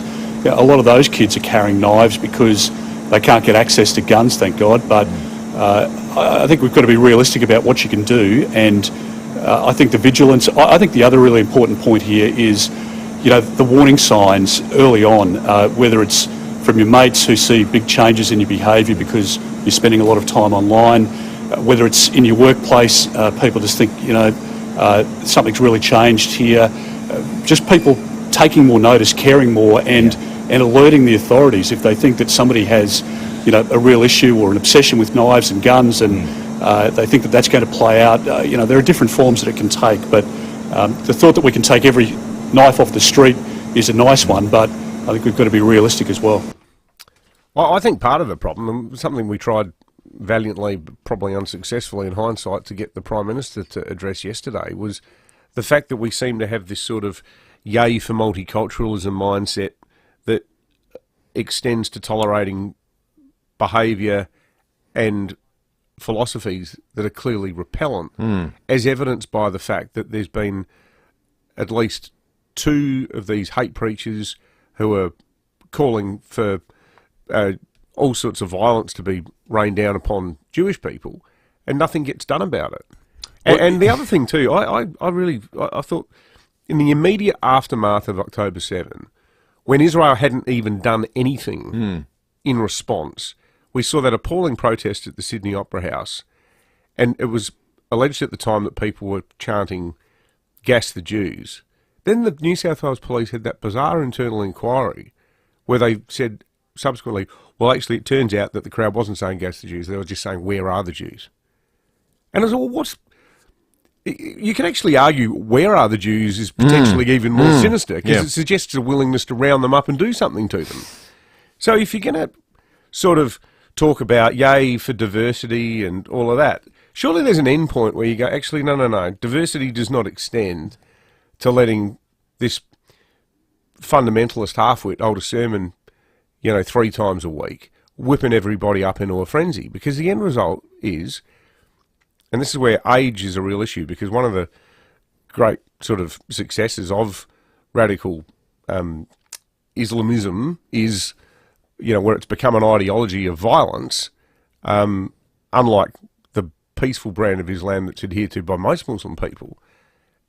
It's almost harnessed teen angst as a weapon of war. Because the profile of all these suicide bombers, they're almost always teenagers or people in their very early 20s, young men who feel like, well, I'll make my mark, I'll get my 72 virgins on arrival in heaven. And these mad bastards who are doing all the preaching are the ones who rev them up. Yeah.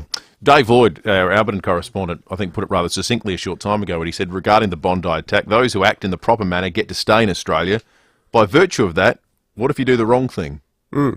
Doesn't seem to be much of a willingness to exit the people that don't, who habitually do the wrong thing. And I cannot stress enough, what I just said then is not some generalised attack on people who are Muslims, because I know from spending ages living in Sydney, covering things like the Cronulla riots, seeing the big terror plot where they were going to bomb the MCG, the ATO, all those guys who ended up in the Goulburn Supermax.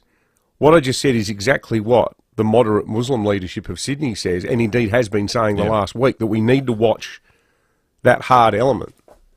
That's why I think Albo's answer yesterday was just a bit flaccid, wasn't it?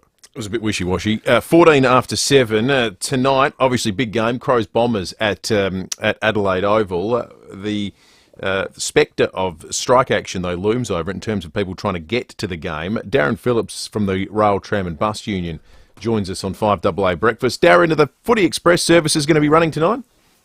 Good morning, Will and David. The most likely will be some running. Not all services will be affected.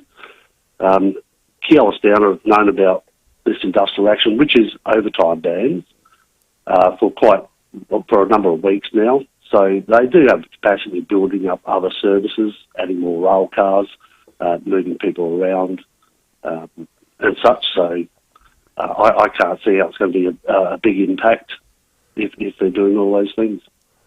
Yeah, can you quantify it with a bit more detail, though, Darren? Like just because there are going to be 40,000 people all trying to get into town. When you say minimal impact, how minimal do you think it would be? So normally the Footy Express services are covered by overtime. Not all of those services will stop, and for the regular services, there will be employees there doing the regular services. And on those regular services, you can add additional rail cars to build up the capacity. So if Keolis Down is not doing that, I think we all should be asking why. Can I ask a little bit about the tactics? Because we've had a concentration now of strike action in this past week. We've had the morning commute disrupted one day, the afternoon commute peak hour disrupted on another.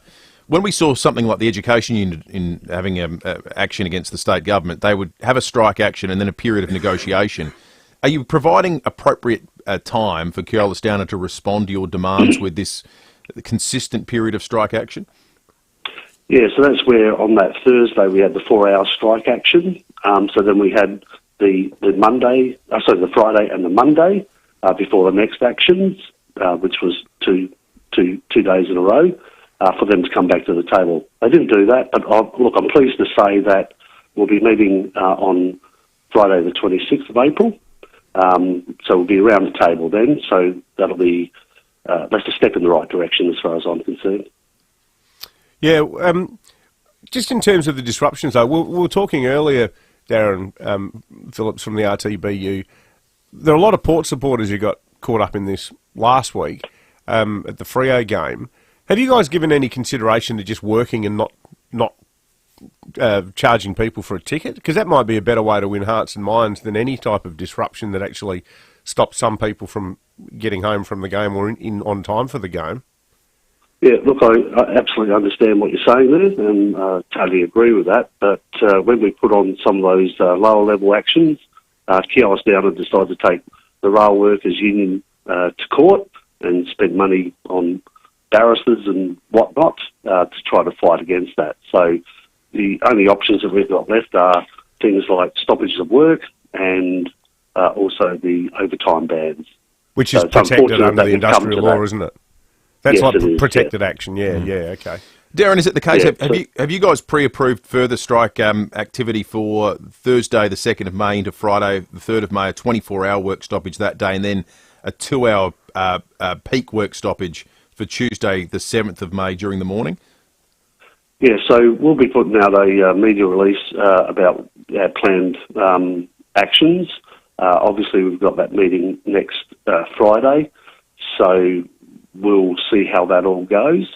I just want to make the point that on Anzac Day, we won't be taking any action on Anzac Day, of course. But those times and dates that I just mentioned, you'll be striking on those days in the event that the meeting on the 26th of April doesn't go to your liking. Yeah, there's the possibility that could go ahead. Okay. Yeah. So let's get back to the table and look what rail workers are after here. It's not unreasonable to get a fair pay outcome due to the cost of living. We're all feeling it, and also the other element about that I've been hearing is about that being going back to the taxpayers eventually. One part of the equation that's not been discussed, and I think it should be, is that once it goes back to government, you don't have the private operator looking for a profit. So the profits in this equation is gone once it goes back to government. Yeah. Okay. So then that money's freed up, and we can all get back to normal, having pump the rail in public service, the trams and the trains back in public service, and we can focus on all the good things that we can do in that space, extending tram lines, possible extending train lines. Let's get back to the real core function of a good, proper public transport system. Hey, Darren, I'm sorry, I've been a bit distracted while we're chatting, because that document that Will read from to you before about this proposed 24-hour stoppage on Thursday, May the 2nd, and that came from someone who is a rail worker who contacted us overnight and tipped us into it. Are you aware that that's the day of the showdown? And that you... Yes. Yeah, so we are aware of that. So you were proposing no trains at all. That's what I was doing, is just calling out my footy app to double check. So Thursday, the marquee match for both the South Australian football clubs, there will be no trains whatsoever on the day of the showdown. Yeah, so our members have really strongly urged us to put on actions to get results. Let's hope that... Mate, can I just give you the tip? The result you're going to get... We've got plenty of time between now and that point in time. We've got plenty of time to resolve this matter, and I'm hoping that is the goal, is to resolve the matter. Do you want 100,000 footy fans cheering for Keola's downer, though? Not particularly. Well, this is a good way of getting that outcome, isn't it? We regret that we're going down this path, and we regret the disruption to those people. But we really need to get a circuit breaker in here. We need Keolis down and sit down the table, and we need to thrash this out, and we need to finalise this deal. And that will be in the benefit of all South Australians. Mate, we don't want to go all Andrew Goal on you, but seriously, if we give you a bit of free PR advice on here, don't do it on the day of the showdown. Do it on the Friday, the Wednesday, but to do it on that day, there's people who spend hundreds of dollars who, working class people structure their entire family budget around going to the football. Doing it on the day of the showdown, stupid. Well, that's your view. I understand that. It is extreme, but our members are really keen to resolve this matter, and we need a circuit breaker. We need a circuit breaker very soon. And there is ample opportunity between now and then for that to occur. Okay. Darren Phillips there, the head of the Rail, Tram and Bus Union. That is just ridiculous. Why would you do that? Why would you do that? And just thinking through it tactically, if I'm Keolis Downer now, I'm going, well, I'm definitely not going to give them what they want on the 26th, because they're about to walk headfirst into a PR disaster when they strike 6 days later. And when he said that's your view, it's not my view, it's South Australia's view. Like, anyone thinking of going to the footy, people coming in from Ottawa and Seaford and, Elizabeth. Wow. If they do that, they just got rocks in their head. All right, let's check traffic. And we got no quarrel with this union. No, we're not saying they don't deserve the money. Absolutely. But tactically, it's just about the stupidest thing I've ever heard. I think most people listening were probably sympathetic to them. Yeah, until that bit. Yeah. That's why I was madly calling up the app, because I had this thought. I thought, May the 2nd, what's that? That's showdown night. All right, let's check traffic. When we return, we're going to talk more footy. Ryan Fitzgerald's going to join us. We'll get his footy tips. Thanks, Will. A few things to look out for today. Got a breakdown which is slowing things up at Stirling at the moment. It's on the freeway near the Crafers ramp with delays inbound. Paracombe fixing up a burst water main at the moment at Gorge Road near Corkscrew Road. Got speeds at 40 and slow at the moment at O'Halloran Hill, speeds at 80. That's on the Southern Expressway near Majors Road for the road widening. You find early morning cameras at Delphi Terrace, Glenelg North and Airport Road at Brooklyn Park. The Snooze Autumn Sale is on now. Save up to 50% off mattresses and up to 40% off bed frames. Hurry, sale ends Sunday. It's amazing what a little snooze can do. Adelaide's most accurate traffic on 5AA. 5AA Mornings with Matthew Pantelis. The practice leader from Johnston Withers, Tim Downey. Mark Hayden up for imminent release on May 21, 25-year sentence for the Snowtown killings. We're left gasping for breath at the audacity and horror of these crimes. As a community, they should never be released. Matthew Pantelis. These people are falling into a category who cannot be rehabilitated. Weekday mornings from 9 on 5AA. Always Adelaide. Whether you're moving house, moving materials or moving people, calling Budget Car and Truck Rental is always your best move. Our huge range of vehicles make any move smooth, with trucks, vans, cars, utes, hybrids, 12 to 25-seater buses and more. Find your nearest Budget in the Adelaide CBD, Salisbury, Clemzig, Wingfield, Mailstone, Morphett Vale or the airport. Budget Car and Truck Rental. Get to the good stuff. Call 13 27 27 or visit budget.com.au. Ignition for Men. Adelaide's home of luxury menswear offer an impeccable range of suits by leading Italian brands, including tailor-made wedding packages for the groom and groomsmen. Order 3 tailor-made suits and pay just $799 for each. Order 4 or more for just $749 each. Phenomenal value for a quality tailor-made suit. See Ignition for Men for tailor-made wedding packages. 54 Paynham Road, Stepney. ignitionformen.com.au. T's and C's apply. Where's the toilet? See that little spade? No effing way. Nah, just kidding. Ensuite's inside, opposite the kitchen. Oh. Phew. See you in a minute. Austrac campus. Now, saying goodbye can be quite heartbreaking, can it, Dave? Oh, well, I feel this way every morning at 9 a.m. when we part ways for the day. No, you don't. But Royal Society, is that why you click your heels on the way? It doesn't feel like heartbreak. Freedom. Royal Society for the Blind sees differently, and sometimes saying goodbye means you've done something good. Their puppies need love and care before they start school to become a guide or assistance dog. And look, of course, one day you will have to say goodbye, but you'll know that you gave them the best start in life, and your furry friend will go on to change the life of someone in need. If you love dogs, have a little spare time, and really want to make a difference through volunteering, find out more about raising a puppy for the Royal Society for of the Blind.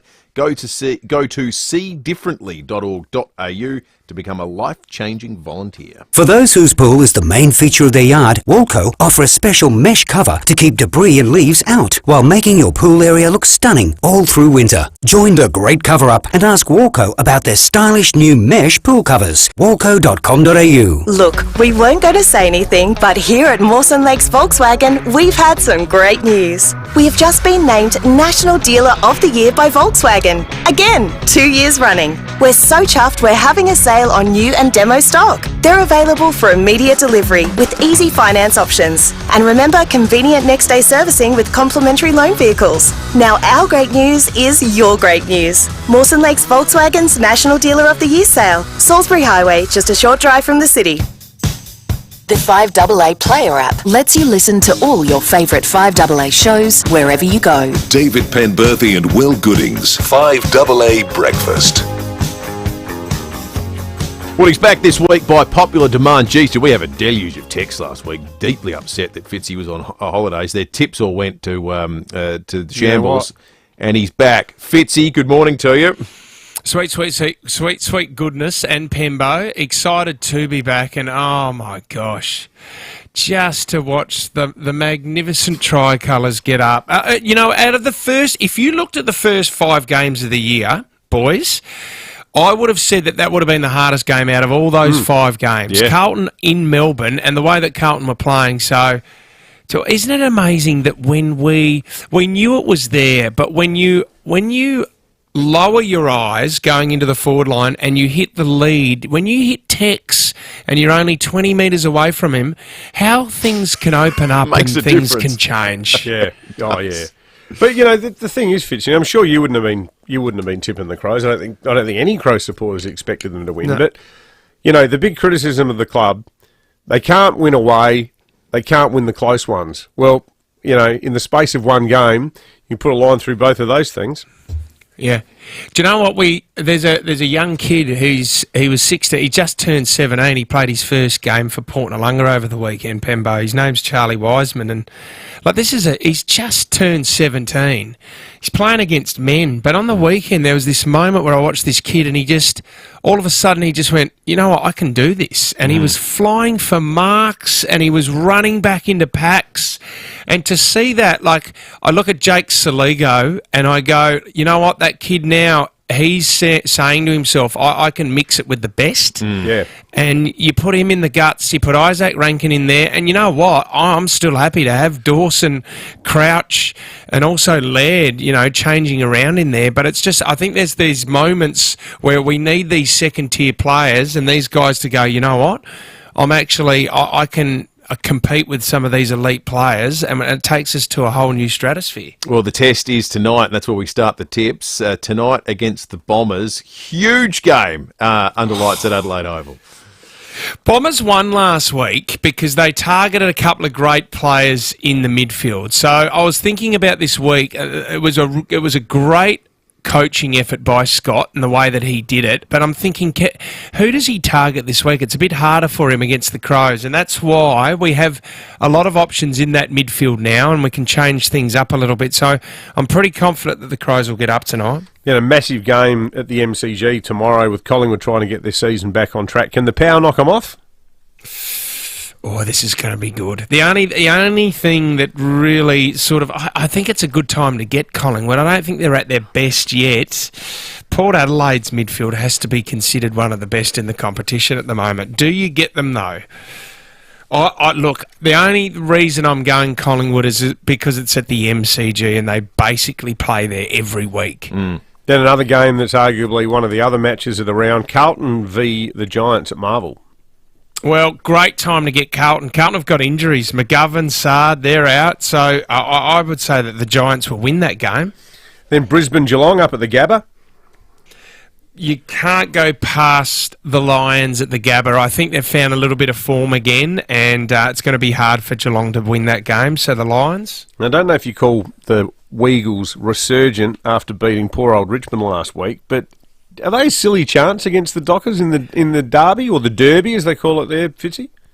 They had 43,000 at the game last week at Optus. And they haven't won a game for so long. That is an amazing effort, and it is all revolving around one player, Harley Reid. And it's what a freak. Well, they're paying $5.75 to beat the Dockers, so they're the underdogs massively. I'm going to go for a bit of an upset here and say that the Eagles will beat the Dockers. That'd be wild. Like that. Then Sunday rather, at the SCG, the Swans take on the Suns.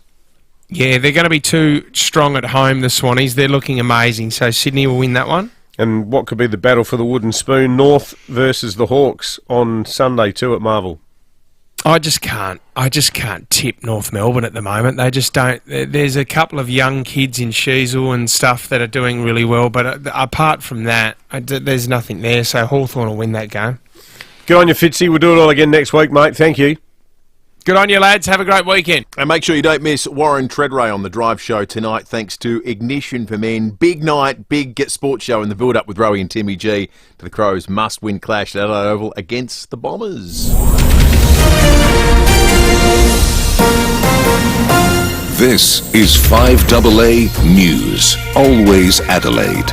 Mostly sunny and 20 degrees today with the 7:30 news. I'm Jess Adamson.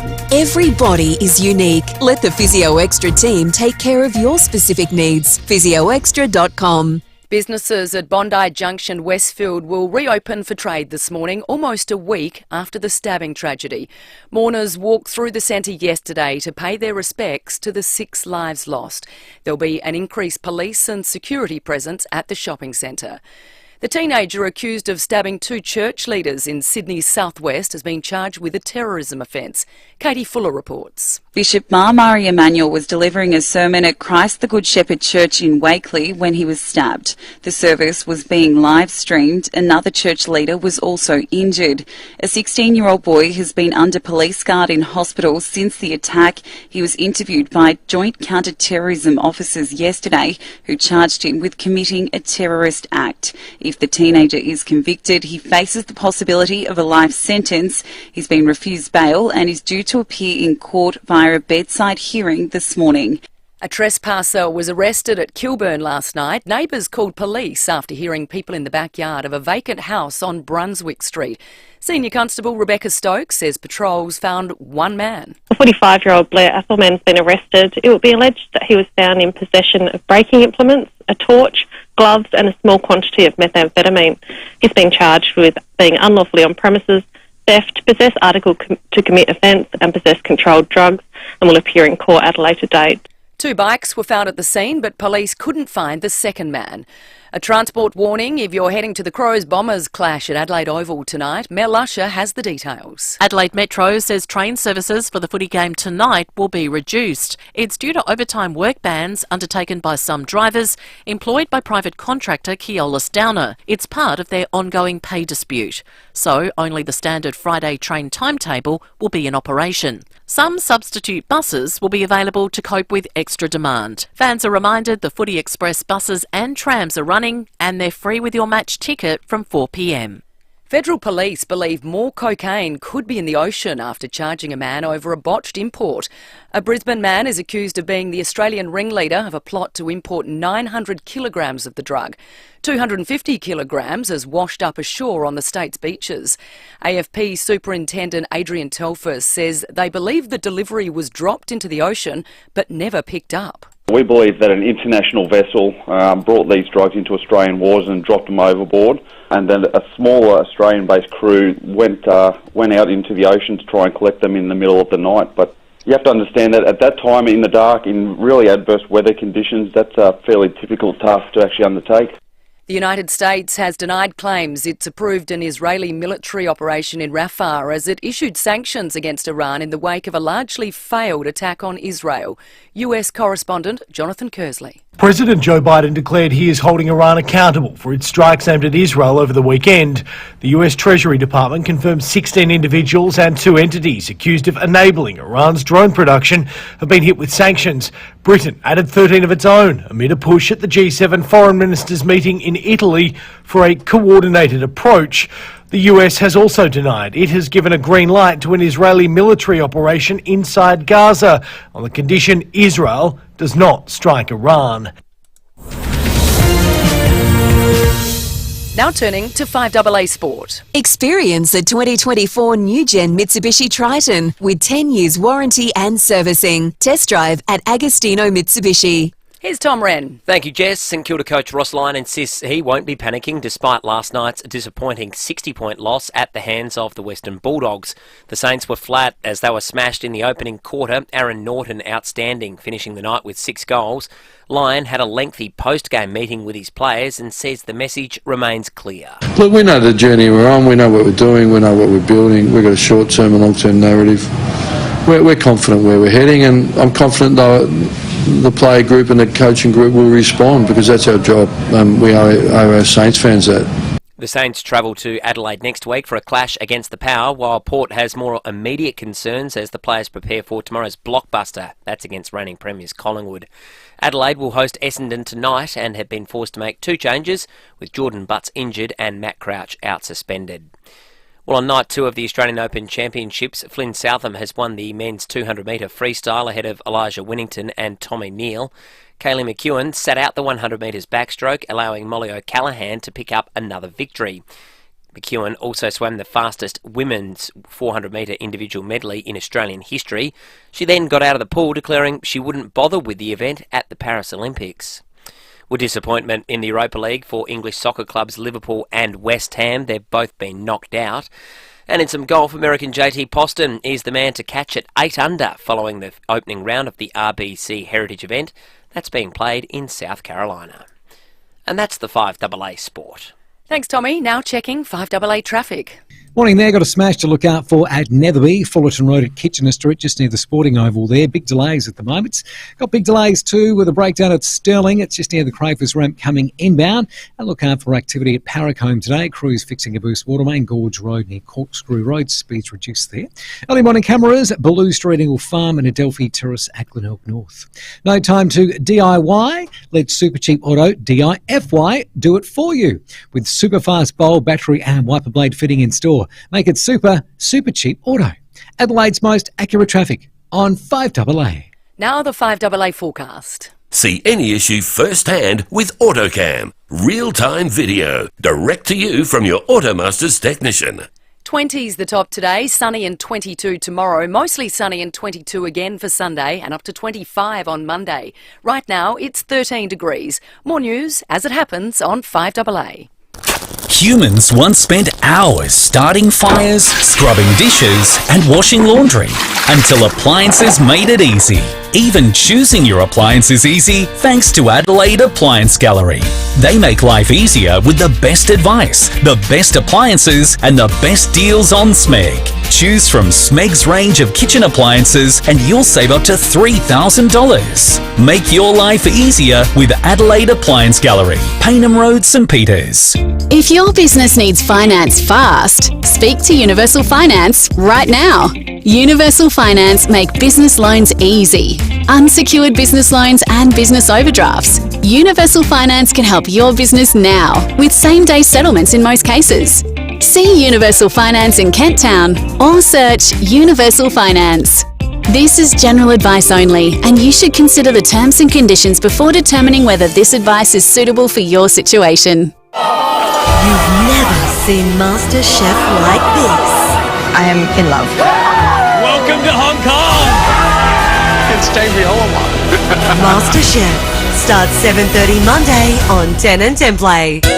Since I got these new shoes from Gilmore's, I can do even more dance moves. Here, hold my phone. Oh, Grandma, do we have to do this here? Oh, don't be silly. The light is great. I've got more than 80 followers, you know. You're out with an influencer. My grandma, the influencer. Just wow. Well, you can thank Gilmore's for that. My followers love seeing the new shoes I've bought. I know. I've read some of the comments. Actually pretty good. I told you I'm trending.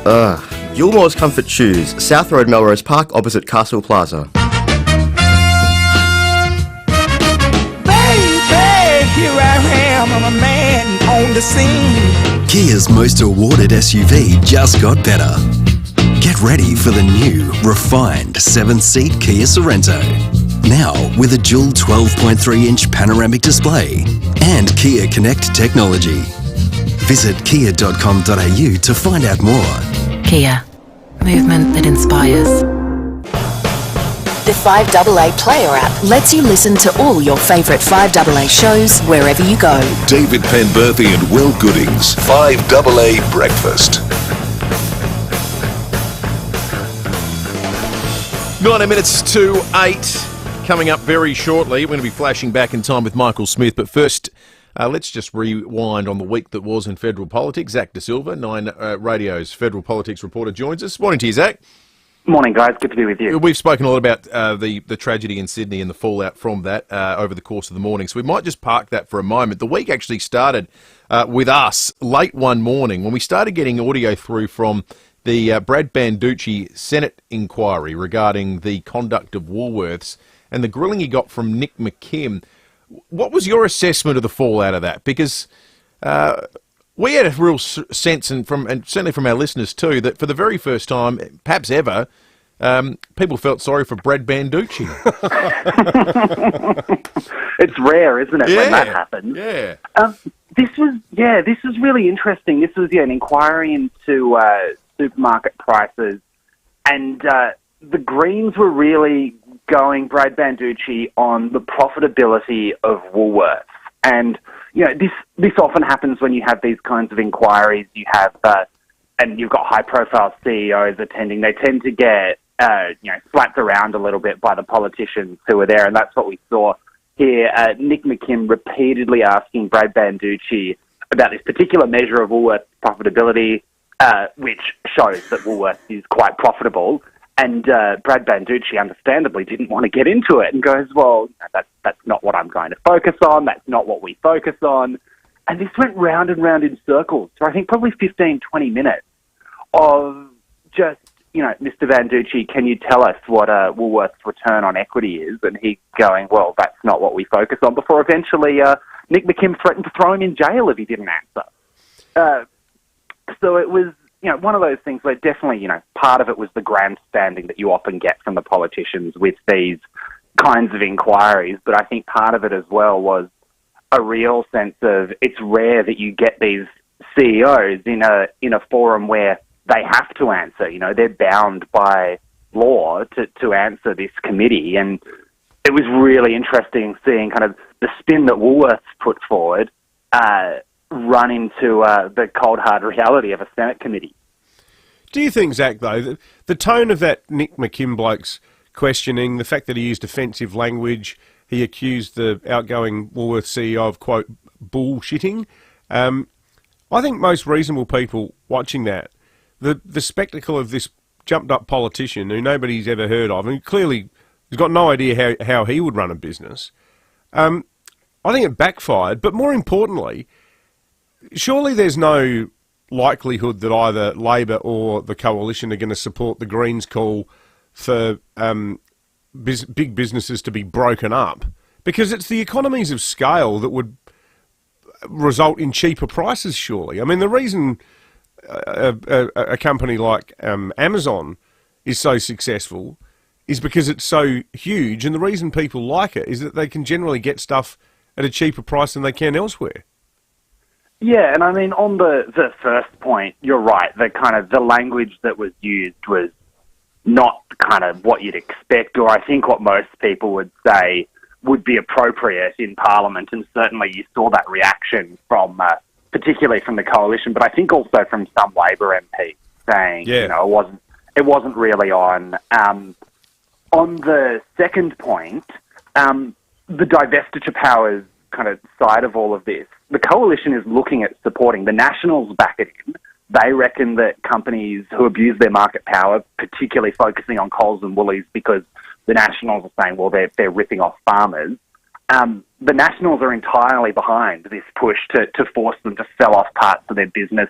The Liberals seem to be going that way, but are taking some time to get there and figure out some of the details, because we saw Craig Emerson put this report out into the grocery sector, I think it was last week maybe, and he kind of shot down this idea of divestiture powers, said, well, how's it going to work in a regional town? Who's going to buy a Woolworths if you force them to sell it off? There's not going to be any options. And the Nationals kind of agree, look, these powers need to be calibrated. I don't think they would go quite as far as the Greens. But there is certainly support from within politics for this idea of divestiture powers. Whether it would actually do much, Brad Banducci was asked about that, and he goes, well, it would create some investment uncertainty for us, because obviously we don't know if we're going to be sold off, but he didn't think it would actually impact how they acted too much.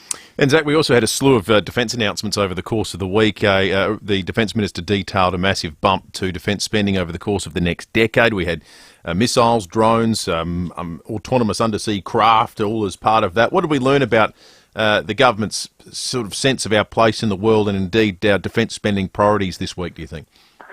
Well, I think saying a sense is probably the right way to put it. We got a sense of what the Defence Force is going to look like, but there's not a whole lot in terms of the actual detail of exactly how it's going to be implemented, what these technologies are going to be. This is kind of a broad blueprint. So we know, I think it's something like $50 billion extra that the government's pouring into defence over the next decade, and there's going to be more of a focus on the Air Force and the Navy and less of a focus on the Army. Now, that's got some people a little bit concerned, particularly looking at what's happening in the Middle East with this idea that like missile defence systems, right, you'd think would be way up there, and defence contractors are saying, well, we're not really sure if the government's going to put the money that it needs to into, defending against missile attacks, that kind of thing.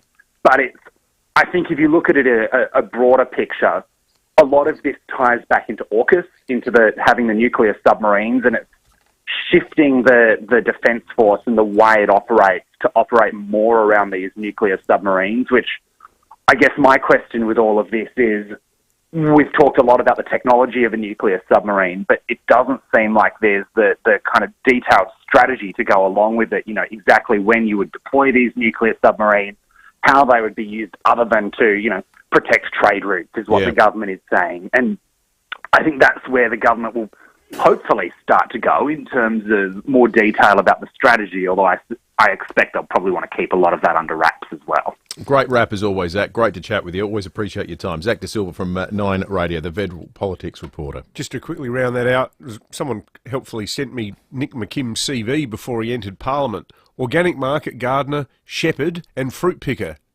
from 1995 to 1999. Shepherd. Yeah, I didn't know being a shepherd was a job. I thought that sort of went out sort of around 0 AD. Yeah. Actually, sort of tending very to your popular flock. in the sort of biblical period, wasn't it? He's a shepherd. It's time to flashback with Michael Smith. Might be an opportunity for Michael Smith to flash back in future to the time of Shepherds. Not so far back this time. Michael, good morning to you. Good morning, Will and David. We are reaching for the stars on Flashback this week as we celebrate the remarkable achievements of the kid from Fullerton who watched the moon landing back in 1969 and thought, I'd like to go into space one day. And he did. It's 3 decades since Andy Thomas went up on his first space shuttle, the Endeavour. In fact, his dad, Adrian, and his stepmom, Jill, watched the launch from the old Channel 7 studios at Gilberton because they weren't well enough to go to Florida. It's fair to say there was a degree of trepidation about all of this because, of course, the Challenger disaster was still reasonably fresh in people's minds. But Andy Thomas couldn't have been better prepared. He graduated from Adelaide Uni with a degree in mechanical engineering, and he'd done 4 years of flight training with NASA. All of this journey documented by our then US correspondent, Paul Marshall. And I've caught up with Paul because I wanted to know what it was like to be at Cape Canaveral to watch this thing blast off into space. You see the shuttle on the pad, and then you see the rockets fire, and then you hear them, and then you feel them in your chest from 5 kilometres away. The power of the thing is frightening. Liftoff of the Space Shuttle Endeavour to develop the practical and the beneficial aspects of space. Oh, that's a bucket list experience, that one. Looking forward to seeing it all on Flashback Sunday night with Michael Smith during 7 News from 6 o'clock. It is 10 minutes to 8. We're going to check traffic and come back with Nearest to the Pin in just a moment. Oh, yes. If you want to get to Live Golf next weekend, call in right now. Play a simple game of Nearest to the Pin, 8223 0055. Lucy and Sam ready and waiting to take your call. Someone's going and also will be put in the running for the ultimate Live experience. I'll tell you what that's all about right after this. Thanks, Will. Smash at Netherby at the moment. Fullerton Road at Kitchener Street, just near the sporting ovals there, but really big delays back to Blythewood Road. If you normally head in that way, try and avoid it if you can. At Stirling, breakdown on the freeway near the Cravers ramp. Got some pretty solid delays inbound there too. And Parrick Home Burst Water Main Gorge Road near Corkscrew Road. Cameras at Adelphi Terrace, Glenelg North and West Beach Road at West Beach. Start your next adventure with a bonus 3 years Subaru cap price service plan on selected Subaru models. Offer ends April 30 at your local Subaru retailer. T&Cs apply. Adelaide's most accurate traffic on 5AA. Go Vita, your local health food shops. Over 30 years health and wellness experience and over 300 natural health practitioners specialising in you. Hi, I'm Natasha from Go Vita Fairview Green. Try Nutrivital Ashwagandha 1 a day 60 capsules, now $22.15, save 40%. Traditionally used in Ayurvedic medicine to support a healthy stress response. Always read the label and use only as directed. Go Vita, Colonnades, Fairview Green, Marion, Mount Barker, Monopara, Semaphore and Tanunda. Beechwood Homes, Adelaide's leading bespoke home builder, celebrates 35 years. Over that time, they've helped many hundreds of people realise their dream of building a home exactly how they envisioned it. That's the wonderful thing about building with Beechwood. There are no set plans, no set rules. It all starts with a pen, paper, and your ideas. Just like it did 35 years ago. If you can dream it, Beechwood Homes can build it. Life's good. It's even better in a Beechwood home. Don't wait months for your new ute. Murraylands Mazda has a great selection of brand new BT50 utes ready for immediate delivery. Capable of towing 3.5 tonne, this month the guys at Murraylands Mazda are throwing in a free tow bar package valued at $2,000. So go visit Curtis and Garrick for an amazing drive-away deal. They won't be beaten on price and service. Murraylands Mazda at Dutton's Corner, Adelaide Road, Murray Bridge. Murraylands Mazda. Easy to do business with. NRG Solar have moved to a new location. It's bigger and better, and their new warehouse is fully stocked with wholesale solar and battery equipment. So, if you're looking to save money on electricity and help our environment, don't wait. Visit NRG Solar at their new office on South Road St Mary's, where every 3 customers refer someone they know, which means they must be doing something right. Call into NRG Solar at their new premises, 1275 South Road, or visit nrgsolar.com.au. Catching up with family and friends at home is always a special time. Make life easy with a welcome hand from your local Barnacle Bill. It's Barnacle Bill for seafood and much, much more.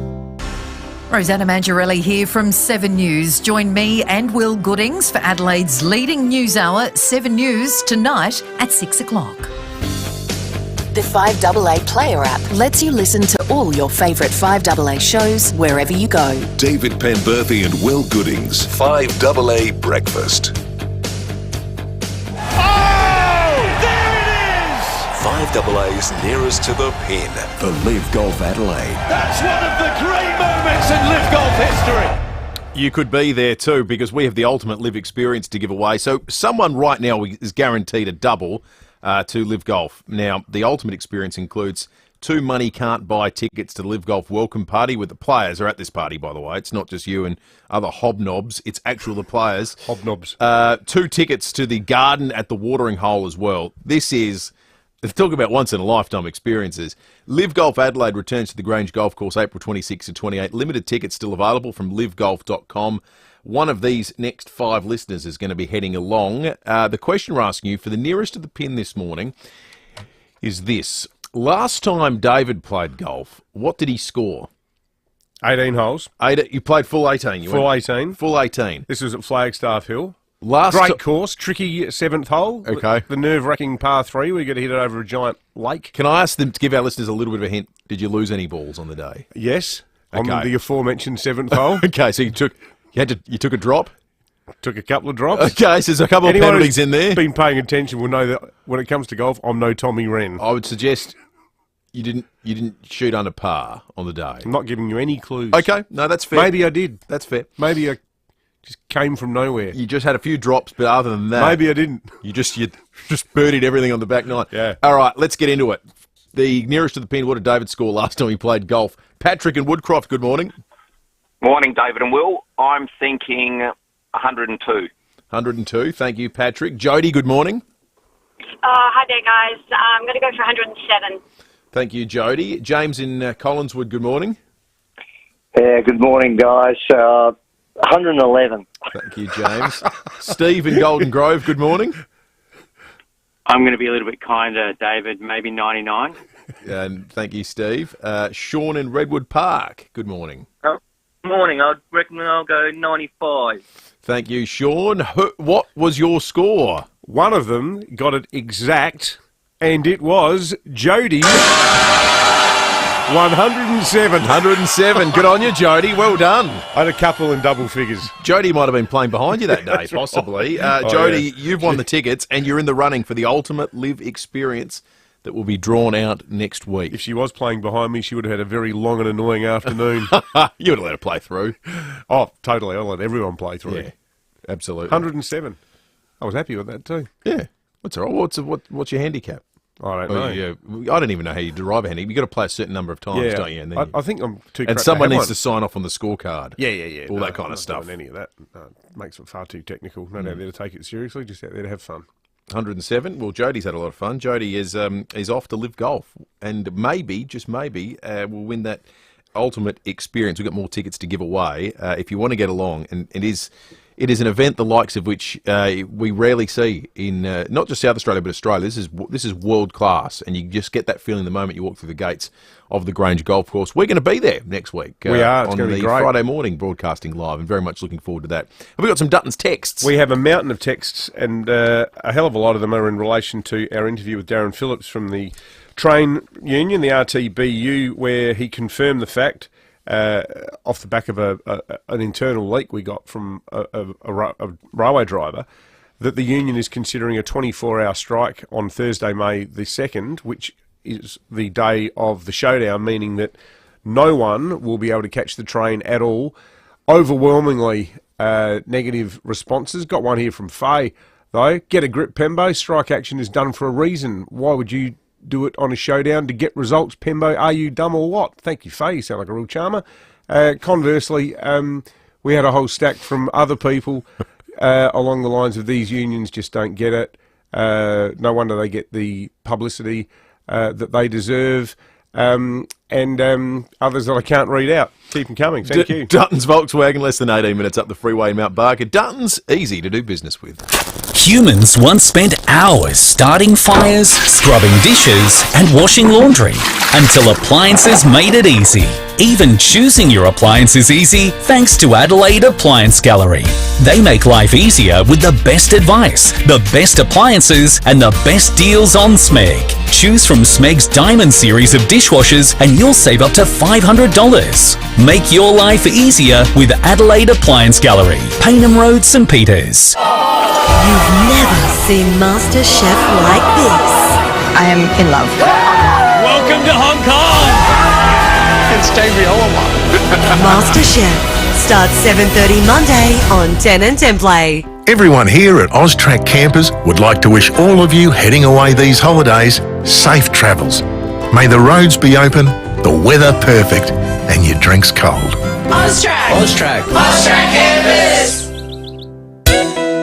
Slow down. You in some kind of hurry? Yep, I felt like life was getting away from me. These new shoes are letting me catch up again. I just feel like I've got more energy. Well, they're worth it. Where'd you get them? At Gilmore's. They even measured my feet like when we were kids. I used to love that. Extra energy, hey? Ross loves it. He's heading to Gilmore's this afternoon. Maybe I should join him. How about you take your own husband instead?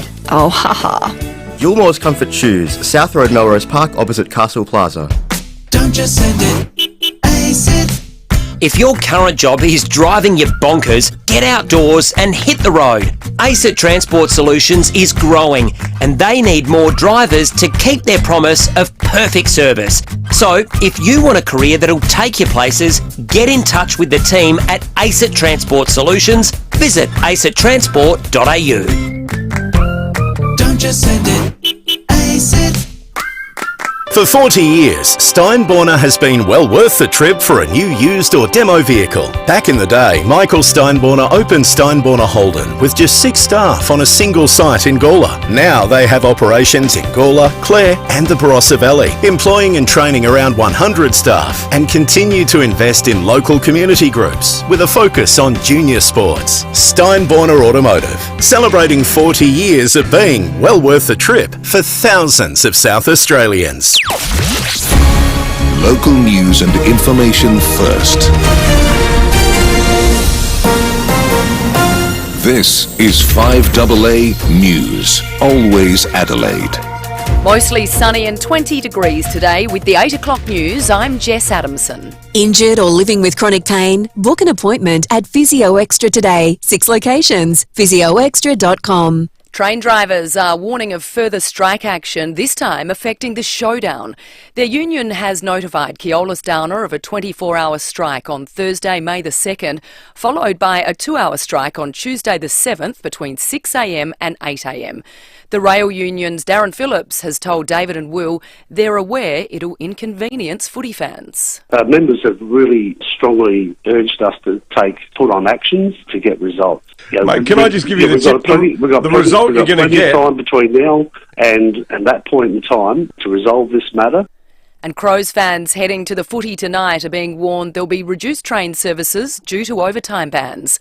A 38-year-old Ottaway man's been nabbed for drink driving and driving without due care after his Nissan hatchback lost control on Glenroy Street at Ottaway last night and crashed into bushes behind a bus stop. Police say he fled the scene but was found hiding nearby on Rose Street. He allegedly blew .114. Almost a week after 6 people were slain at a shopping centre in Sydney's Bondi Junction, the centre will soon reopen to shoppers. Security guards at Westfield will be wearing stab-proof vests and police will be increasing patrols, but there are calls for tougher penalties on knife crime. Government Services Minister Bill Shorten is backing the suggestion. He says it's important shoppers feel safe. As a parent and as someone who shops in Westfields, we do need tougher penalties. We need nationally consistent laws. If you're carrying a knife and use it, that's aggravated, and so you need to have tougher penalties. The opposition leader believes change starts at home but would also support a change to legislation. A 16-year-old boy charged with a terrorism offence after allegedly stabbing 2 church leaders in Sydney's southwest will have a bedside hearing today. Police were called to Christ the Good Church on Monday where a bishop and a priest were stabbed. The bishop remains in hospital but says he forgives his alleged attacker. If convicted, the teenager faces life in prison. Save the Children has hit out at the federal government's $50 billion defence spending as it winds down foreign aid. CEO Matt Tinkler says while defence is important, foreign aid can't be left behind. It is absolutely important that we invest in defence and that we have strong and secure borders and can withstand any threats that might exist. But we also know that some of the things that drive instability and conflict and tension in the region is poverty. 2 jurors have been excused from serving in Donald Trump's criminal case in New York as day 3 of jury selection continues. The BBC's Netta Telfik reports. The first excused juror was a young female nurse who told the judge that her friends and family had discovered she was a likely juror. She felt after sleeping on it that outside opinions could affect her ability to be fair and impartial. The judge said she would have been a very good juror and told news outlets to no longer include employer details in reports. The second was an IT consultant, originally from Puerto Rico, who said he found Donald Trump fascinating. Prosecutors wanted him questioned, fearing he wasn't forthcoming about his criminal history. He was ultimately excused. James Taylor is in town tonight as part of his farewell tour. The American singer-songwriter is playing the Adelaide Entertainment Centre. I've seen fire and I've seen rain. How sweet it is to be loved by you. And I'll be there, yeah, yeah, yeah. You've got a friend.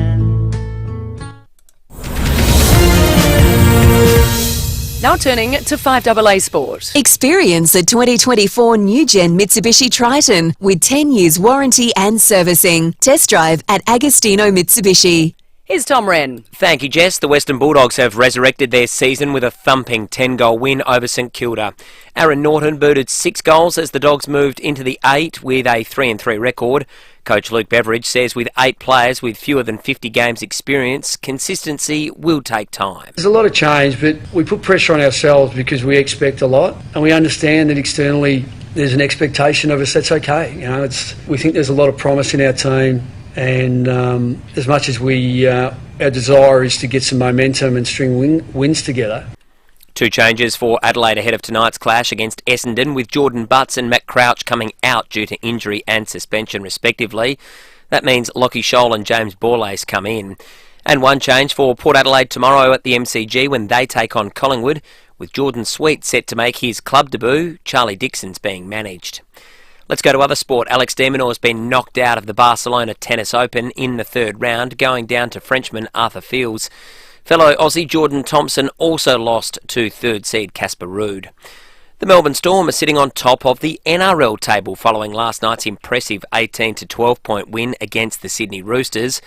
Liverpool and West Ham have both bowed out of the Europa League in the quarter-final stages.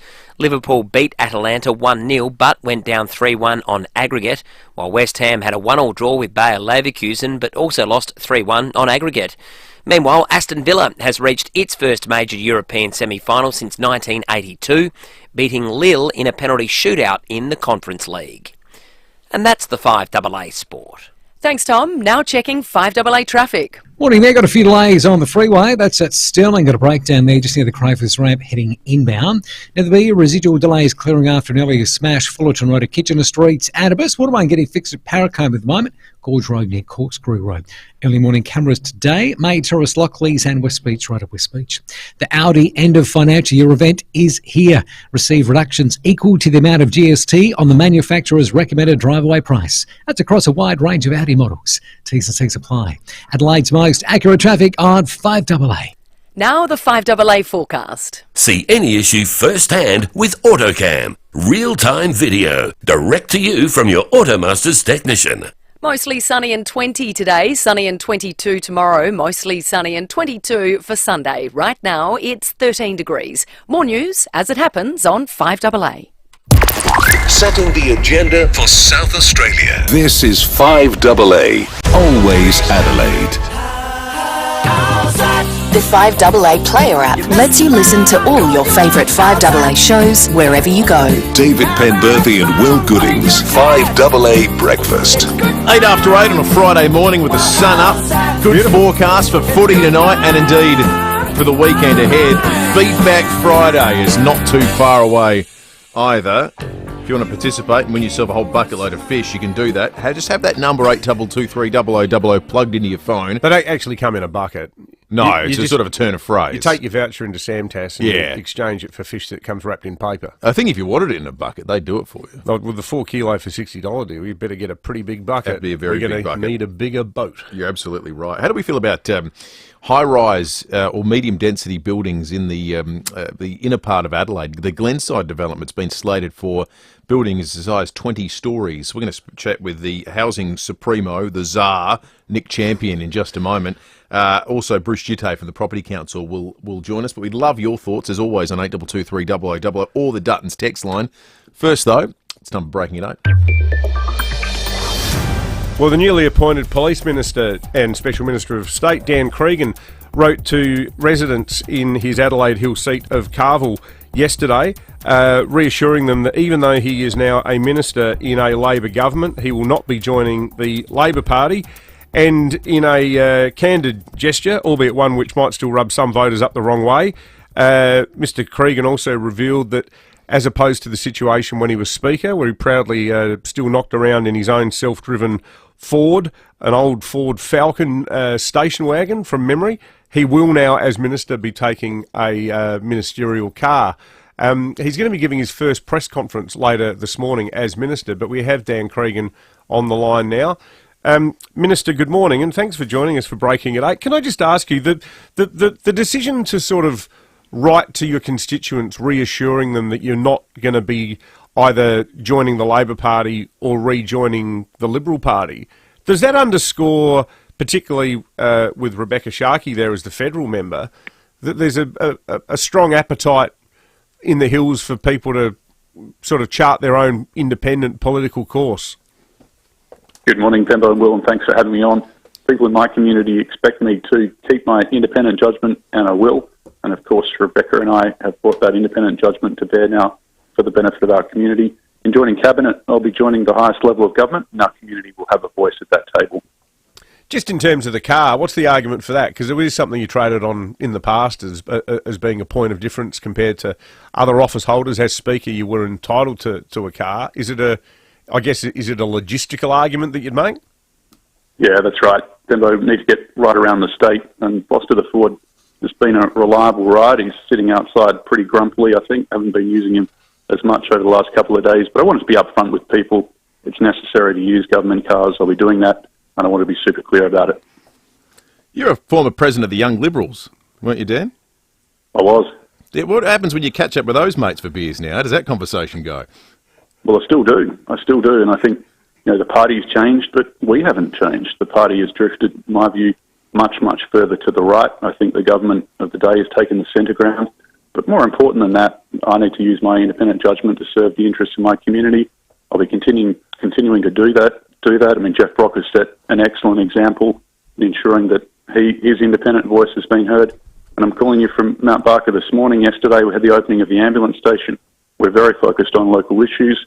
We've got the new regional aquatic centre that's underway, the build there, and of course a new hospital coming as well. So independent voice will be very, very strong on those and other local issues. When you say it's drifted to the right, is that drifted to the right under David Spears? Well, I think that ultimately the government of the day has taken the centre ground, and the question that your listeners will be asking, of course, at the next election is the opposition an alternative government? And I'll let other people form that view, but at the minute I've been asked to join Cabinet, Jeff Brock stepped down. Of course, he's had his health challenges, 3 heart attacks. It wasn't a course that I was expecting. I had anticipated that I'd be serving out as Speaker this term, but in any case, here we are, and we're going to make a contribution as best we can. Also, Dan, I reckon there'll be a lot of Hills residents who are probably upset they didn't make you Transport Minister. You've been a long-standing advocate of a rail line from Mount Barker into the city, and better rail, or indeed any rail services for the Hills. Now that you're part of the government, I know that this is something you've addressed in your communique to the voters, but the government has gone cool on the idea. Coots has basically said, no, it's not going to fly. Can you use your position within Cabinet to try to keep it on the agenda? I'll be continuing to argue for rail to the Hills as you've rightly reported this morning on 5AA, you've been listening in. There's traffic issues on the down track of the freeway. My strong view is that rail is part of our transport solution, and that's not going to change. And I get the opportunity to put those views, of course, at the highest level of government, continue to do so. But keep this in mind. No major party in South Australia has a proposal to bring rail back to the hills. And so this is an argument that my community has been driving. It hasn't just been me. It's been other community members in the hills, and I'm sure we'll continue to do so. People do have different views about that. Not everybody's a rail fan, but I definitely am. One final thing. Do you think Mount Barker should keep the game for Gather Round? Because it looks like it's going to lose it to the Barossa next year. I'd really like to keep at least one, but we don't begrudge the Barossa. It's another very fine wine region, and we've had a great experience with Gather Round. They will too. Dan Cregan, the new Police Minister and Special Minister of State, thanks for joining us this morning for Breaking at 8. Thanks, Pambo. Well, good to be with you. No, see how tenacious he fights for those Hills issues now that he's been sucked into the Malinowski he's got a good vortex. audience in cabinet. You can raise them. Raise whatever you want. Right, have a one-on-one with the Premier. Yeah. See what comes of it. Who knows? Next election, it could become a bit of a hair-twirling exercise. Who's going to build the VFT, the very fast train from Mount Barker to North Terrace? I'll tell you what, on the Dutton's text line, getting some early returns on the Glenside development, and it's not all positive. This one comes without a name. Furious about the Glenside development. Aside from looking awful and encroaching on gorgeous parklands, we lost our main mental health hospital at a time with more vulnerable people, high crime related to mental illness, and ramping due to people with mental health issues going to the ED. While I'm not a big fan of Adelaide, I do think it should keep its heritage, beauty and green spaces. High-rises belong to the big cities with congestion and toll roads. Be the point of difference and stay beautiful, lush and unique. Isn't the point we get less congestion if we have more people living where there's already transport? Like if we keep spreading out and out and out, we're going to have to build more roads, build more train lines. It's just going to... the Glenside development looks really nice, I think. It's integrated nicely with all the green space. There's already an excellent, beautifully designed, architecturally designed 14-storey building there on the corner of Fullerton and Greenhill Road, that wonderful apartment there on the corner of the Parklands. That's 14 stories. What's another 6? Yeah. And it's all open space there, so there's a chance to build it, in a sensible and well-structured way. I just think that if it's congestion you're worried about, you should be supporting things like this. However, what about that monstrosity they want to plonk on top of the Crown and Anchor? That, dead set. The last thing this city needs is another soulless, Chinese-owned student housing rectangular dogs box. We got enough of them, thank you very much. That artist's impression, and can you imagine, the promise of the Crown and Anchor Hotel, on the sign, it says, cold beer and amplified music. Well, immediately I can see not one but 2 resident action groups popping up about that. Oh, yeah. We've got people drinking beer and the music is amplified. Well, it's been that way since about 1850. Maybe not with the amplification Should be a part. condition of the build. Oh, that's it. Like, I want to ask Nick Champion about that when we get him on. Because, sure, we need to grow, but we can't just trammel our heritage as we do grow. Oh, well, you can put it to him next because he's coming up in just a moment. We'll check traffic first. Morning there at Stirling. A breakdown on the freeway near the Crayforth ramp. Got delays inbound there. Paracote burst Watermain Gorge Road near Corkscrew Road. Speeds at 40. Sluggish for works at O'Halloran Hill. That's on the Southern Expressway near Majors Road for the expressway widening. And we've got some cameras to look careful to Anzac Highway, Glenelg North and Bellew Street at Eagle Farm. Harris Scarf's 4-day friend sale in Sunday. Save 50% off full price sheets and quilt cover sets. Conditions apply. Harris Scarf, great brands, great prices. Adelaide's most accurate traffic on 5AA. Jade Robin's out on the road, back with us today, doing a wonderful job cruising the streets in a Volkswagen Tiguan All-Space, searching for breaking news, all thanks to Dutton's Volkswagen. Where are you at the moment, Jade?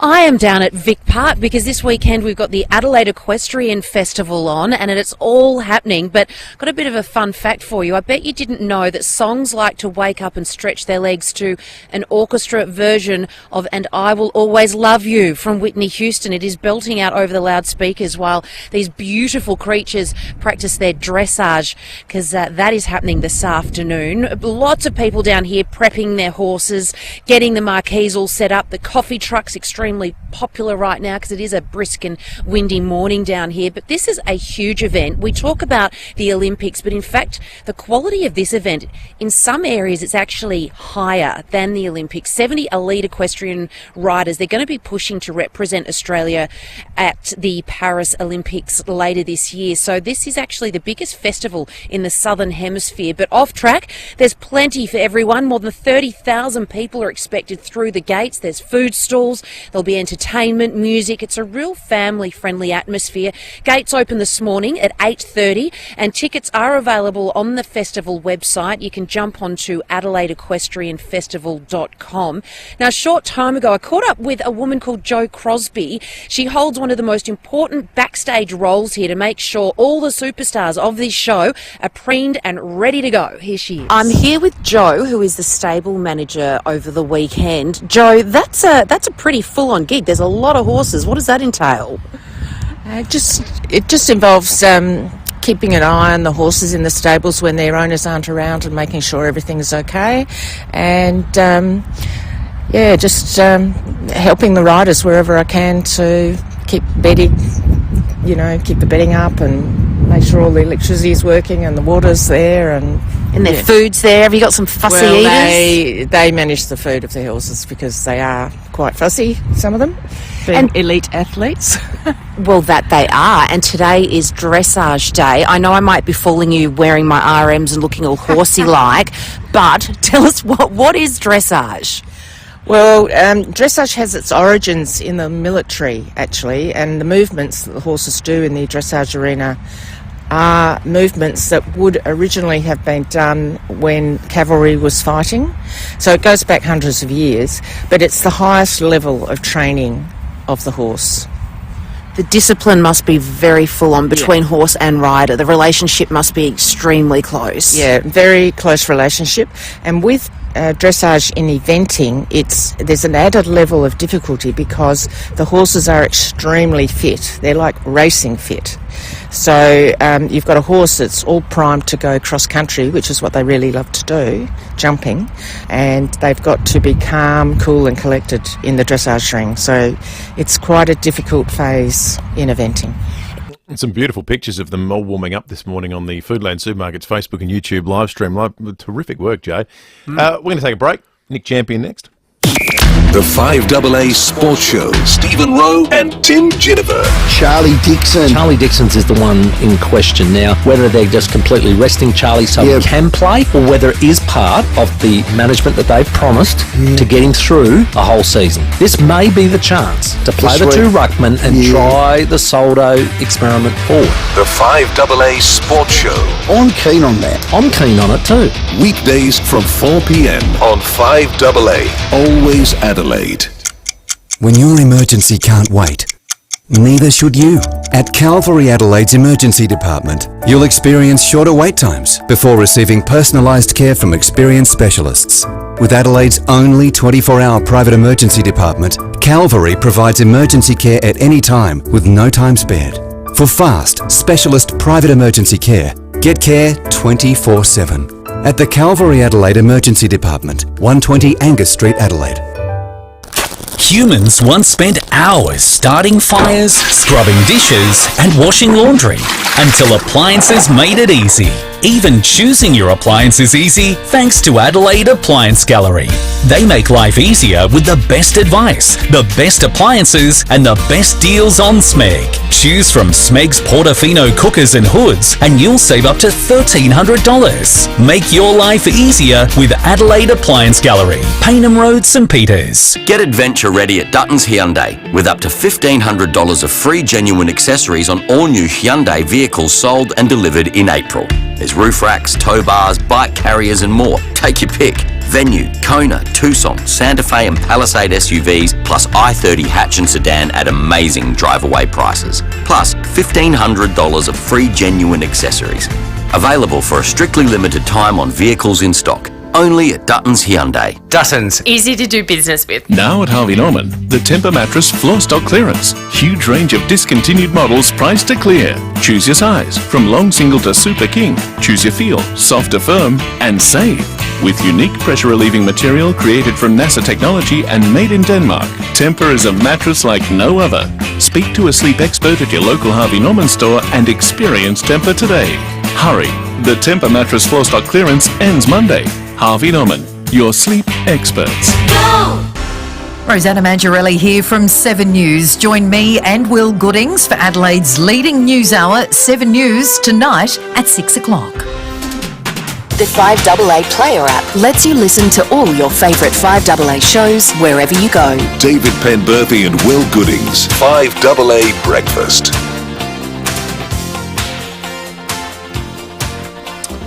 It's 23 minutes after 8. We're joined by Nick Champion, who were in the state government reshuffle earlier in the week, has now taken carriage of a beefed up, more powerful housing portfolio, and today speaks in that guise about the slated development of now 20 story high towers for the eastern suburbs, the Glenside development there, which I actually think looks really nice these days. It's really well and classily done. It being the site of stories, apartment blocks this high is already getting a little bit of traffic on our Dutton's text line. Minister, good morning to you.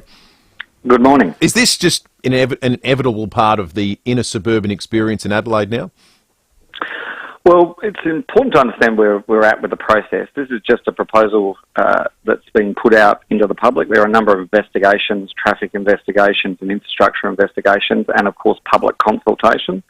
So your listeners can have their say in a more formal sense as well as on the radio. And I've written to the proponents saying that it's up to them to justify why it should be higher than the current zoning of 8 stories. So if you like, Cedar Woods, who are the developer in this case, and have done a pretty good job at Glenside, have got to go out to the community and justify why these towers are in the interest of the development and the state. Are we just talking for now about Glenside, Minister, or does the government think that down the track we need to talk about other suburbs too, going from 8 stories to 20 stories? Well, I think particularly in the areas around the parklands, and if you think about the top of Port Road, where the West End Brewery is, and the government's just appointed a master planner for our section of that, it's the most underutilised boulevard in Australia, I think. A lot of empty factories and storage and at-grade car parks, when that really should be one of the premier boulevards facing our parklands. And so I do think there is going to have to be a broader community discussion about, where height is appropriate and, having density where it's appropriate. So conceivably, could the entire ring around Adelaide, and I mean, Green Hill Road, Fullerton Road, North Adelaide, God forbid, could that entire area, and perhaps even, Anzac Highway, could down the track all of these areas I've just described be 20 stories rather than 8? Well, I think there's an emerging discussion about that. I think in the first instance it's much more likely to be concentrated in places like the West End and the Keswick Barracks. This conversation about height and density and the appropriate trade-offs that we might get in terms of housing supply, first of all, but also the density and amenity trade-off. So, there are some benefits to having some density, and it will drive public investment in these places and public investment in the parklands adjacent. So I think it's a conversation we should have. It'll be a pretty lively conversation, and we've already got the Greater Adelaide Regional Plan discussion paper out there, which is closed now for consultation, but it's up on the Planners Day website for your listeners to read. Yes or no? You're going to save the Crown and Anchor Hotel? Well, it's not in my decision set. It's actually the State Commission Assessment Panel which will assess this particular proposal. They're a panel of architects and other experts which will look closely at the proposed design. That's the council body, or it's arm's length from the council, but it's constituted by the Adelaide City Council, is it not? No, that's the State Planning Commission. So most of the proposals in the city are over $10 million. Oh, of course, so yeah. Yeah, they're assessed by the State Planning Commission's assessment panel. And they they bring a degree of rigour and independence to the process. So I'm loath to kind of give too much public. But you've got to have a view as the government, as the elected government, because the debate goes to the heart of, sure, we need to grow, but do we do it at the expense of our heritage, particularly something that's still a going concern in a city that's a designated UNESCO music city? You must have an opinion as a government about the impact of that. Well, I think it's a question is this a question for the planning system? We recently had an expert panel and we didn't receive one submission about this. I do think we probably need to have a sort of broader discussion and strategy about it, because if you look at that end of town, there used to be the Producers Hotel, which had live music. Used to be the Tivoli Hotel, which Dave's been to on occasion in the past. If you're of a certain generation, you can remember all of those hotels are pretty lively places. And one by one, they're becoming other things because of the land value. And it might be that live music shifts to other areas of the city where they have the same opportunities as in the past, but it comes in a different form. So it will be a challenge because the city is growing and there's a lot of demand out there, which is a good thing for jobs, good thing for the CBD, but we do need to think about live music, obviously, in the context of perhaps heritage laws and broader city strategy. Minister Nick Champion, thank you for your time this morning. Let's go to Bruce Jitte, who's the SA Executive Director of the Property Council of Australia. Bruce, presumably you're delighted about this, that this is being canvassed and the public will get their say, but I imagine you'd like to see a whole lot more of it. We would like to see a whole lot more of it, but what we would say is certainly is that we commend the Minister's leadership, good timing, just like you said, got a beefed up portfolio and has, brought things into action relatively quickly. Notwithstanding, this code amendment process is a very long one with traffic investigations, with community consultation, and as we all know, the cost of doing anything, let alone building dwellings, whether they be apartments or houses, is going up. There's several more code amendments that could unlock a lot more housing, and I assume that the Premier will be judging the Minister on how many houses actually get delivered. So I think, we are in a housing crisis, and that requires a crisis-like response, and it makes sense to increase density in and around the CBD. Bruce, thank you. Bruce, Executive Director of the Property Council, Bruce Jitte. We have Feedback Friday coming up for you in just a moment, where you can win yourself $100 worth of Samtas seafood. All you need to do is be among the first three callers right now. 8223 0000. Call Sam and Lucy. Feedback Friday. If you'd like to participate, fun, 5 questions, no wrong answers, right after 5AA News.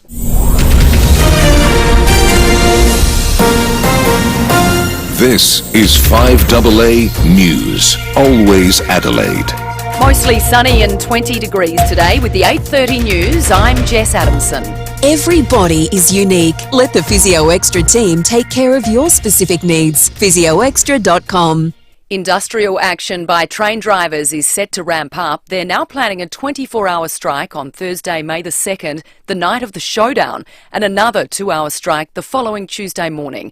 The rail union's Darren Phillips has told David and Will they need a resolution. We regret that we're going down this path and we regret the disruption to those people, but we really need to get a circuit breaker in here. We need Keolis down and sit down the table, and we need to thrash this out, and we need to finalise this deal, and that will be in the benefit of all South Australia.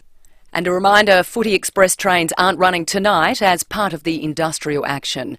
A drink driver crashed his car at Ottaway last night. Senior Constable Rebecca Stokes says the Nissan hatchback lost control on Glenroy Street as it tried to turn into Grand Junction Road. When police arrived at the scene, there was no one with the car. The driver had fled the scene, but a witness was able to provide a good description of the driver, and patrols conducted a search of the area and located a man matching that description on Rose Street. The clincher was that he also had the keys to the crashed car in his possession. The 38-year-old Ottaway man allegedly blew .114. He's been reported for driving without due care and drink driving. The Nissan was towed from the scene.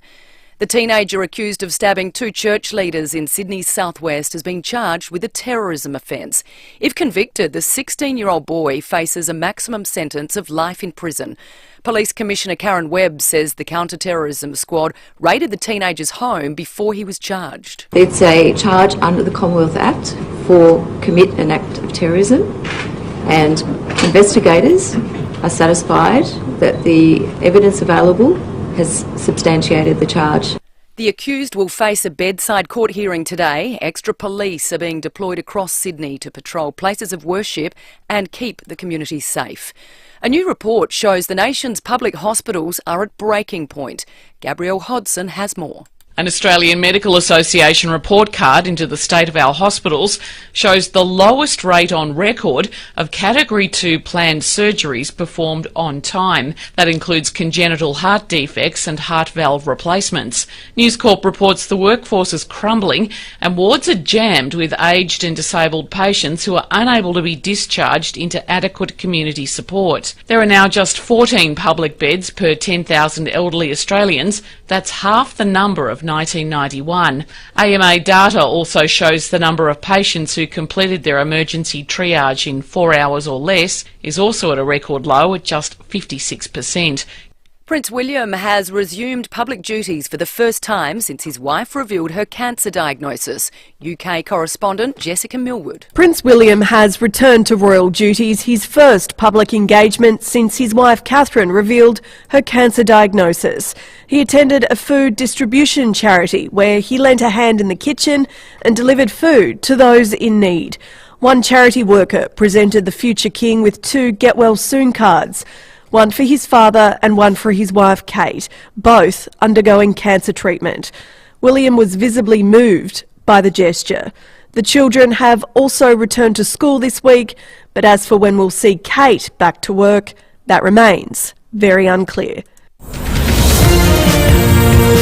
Now turning to 5AA Sport. Experience the 2024 new-gen Mitsubishi Triton with 10 years warranty and servicing. Test drive at Agostino Mitsubishi. Here's Tom Wren. Thank you, Jess. The Bulldogs are inside the top 8 after a 60-point thumping of St Kilda at Marvel Stadium overnight. Meantime, the Crows will host Essendon tonight at home.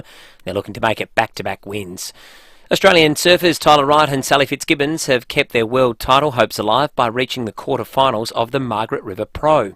But it's 20-year-old Molly Picklum who's turning heads as a major threat to win this season's crown.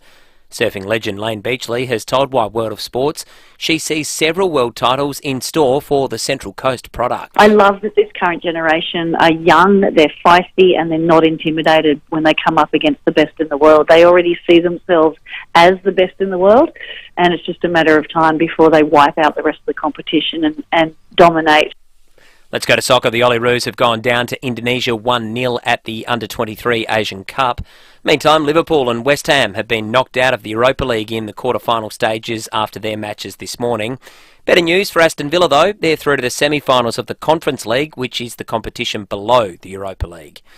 To golf, Aussie Jason Day's made a solid start at the lucrative RBC Heritage event in South Carolina. He's tied for 17th after the opening round at 3 under, putting him 5 shots behind American leader JT Poston. And an ice hockey NHL franchise, the Arizona Coyotes, will be relocated to Utah from next season. And that's the 5AA Sport. Thanks, Tom. Now checking 5AA traffic.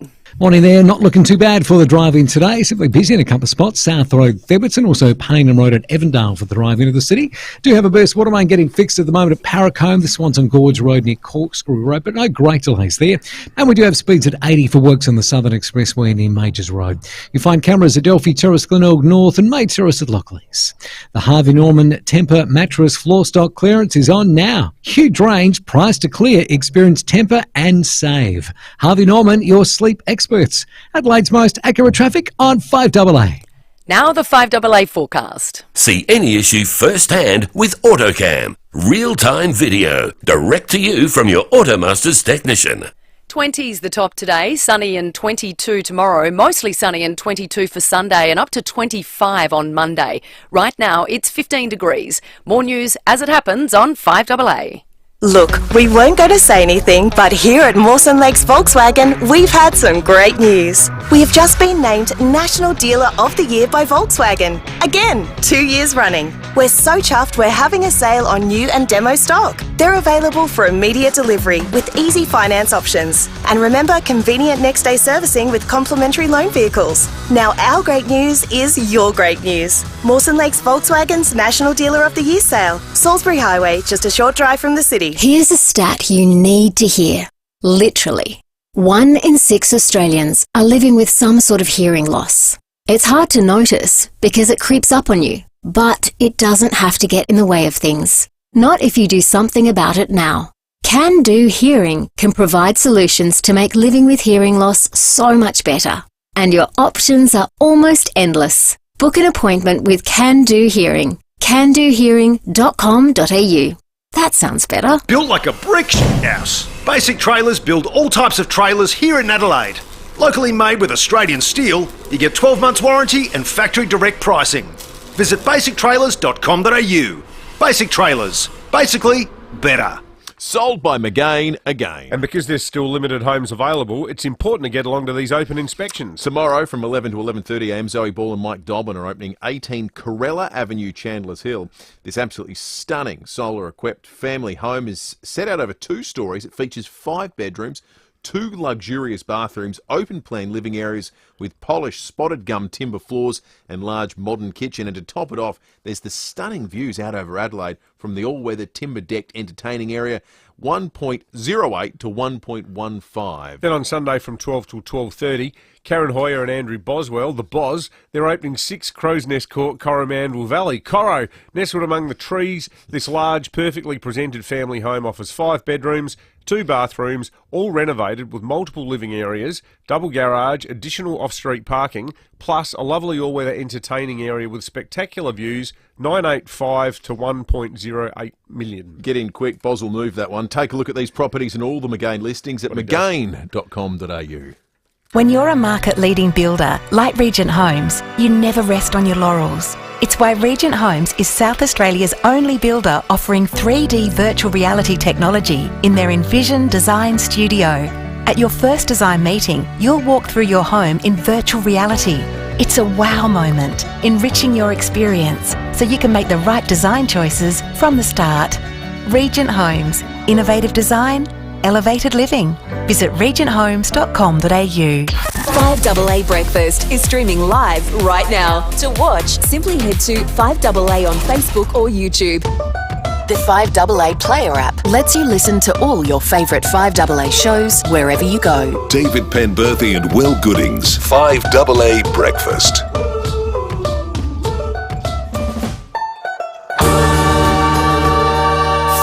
Feedback. Friday today, so have you say feedback. It's the sound of a Friday morning, Feedback Friday. It just feels like the weekend's just around the corner. And it is. And the good news is this, we actually have one spot available for Feedback Friday that has yet to be taken. So if you want to give yourself a chance to win $100 worth of free Samtas seafood, get calling right now, 8223 0055 or 0000, whatever it might well be. They both get through to Sam and Lucy.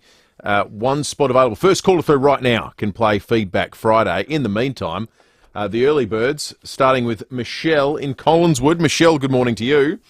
Good morning. How are you? Good, thanks, Michelle. Michelle, we just heard from Jade Robin. The Adelaide Equestrian Festival is on in the Parklands this weekend. Yes. Bit like Oakbank, do you think this is the next horse event that could be cancelled? There is every chance of that because there are a lot of people who are, concerned about the well-being of the horses. And while I understand that it's a long time tradition and a lot of people involved in equestrian events, love showcasing the skills and that partnership between rider and horse. I just think that there's more and more pressure to put the well-being of the horses first. Thoughtful answer, Michelle. Very thoughtful answer. Josh Rochelli's goal celebration from the Crows involved the flapping of wings, like he was about to take flight last weekend. Do you like footballers with extravagant goal celebrations? I personally think that was a little bit over the top. It's just a tad, wouldn't you think? I understand that Crows have, been struggling and we all want them to do really well, but, that's just a bit, bit too full of himself, I think. All right. Michelle, the overnight temperature now has hit single digits. Is it flannelette sheet season yet? Oh, I have a story about that I probably shouldn't share, but Oh, no, come on, there's never piqued a our right interest time now, for Michelle. flannelette sheets, apparently. Okay. All right. Yeah, Ooh la no, la. there's a long story there, but I won't go into that. But all so right. no flannelette sheets. Okay. Halfway through his term, and now with a new look cabinet, give us a score for the Premier out of 10. I think he's been doing a great job. He, score out of 10 would be, let's give him a 7.5. 7.5. 7.5. That's good. That's a high credit. That was a B back in the day, I reckon. Yeah. That's all right. Yeah. I didn't get many Bs. Let's go to, thank you, Michelle. Let's go to, that's not because I got A's either. Let's go to Phil in Henley Beach. Morning to you, Phil. Morning, guys. Phil, Jamestown's had 3 earthquakes this week. Have you ever felt an earthquake in South Australia? I have. Do you remember when? I was about 10 years old, and the guy across the road used to do up motorbikes. He used to race them, and when he was doing them up, he used to run them up and down the street, and they made a lot of noise. And I remember one evening, and all the wardrobes started shaking, and the windows were rattling, and we thought it was dude across the road with his motorbike was actually an earth tremor. Oh, wow. Is that right? Wow.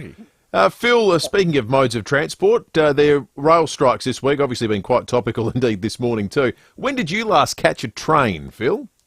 I actually, just 5 minutes ago, I sped to she must be a bay, and it would be when I reckon our eldest girls were little, and they're now in their 30s, so it's been a long time. I got the car service in the city about 2 weeks ago and caught the train. It is a very pleasant way to travel, I've got to say. Totally. The next season of MasterChef is starting on Monday. Do you know what number season this is of MasterChef? If you had to guess, what would it be? About 12. I don't even know what it is. What is it? I used to watch it, but I don't watch it anymore. It's same old now. It's a bit boring now. It is up to 15. 15 seasons. That's unbelievable. Is it 15? Wow. Probably about 5 too long. We heard this from Stephen Rowe during the call on Saturday.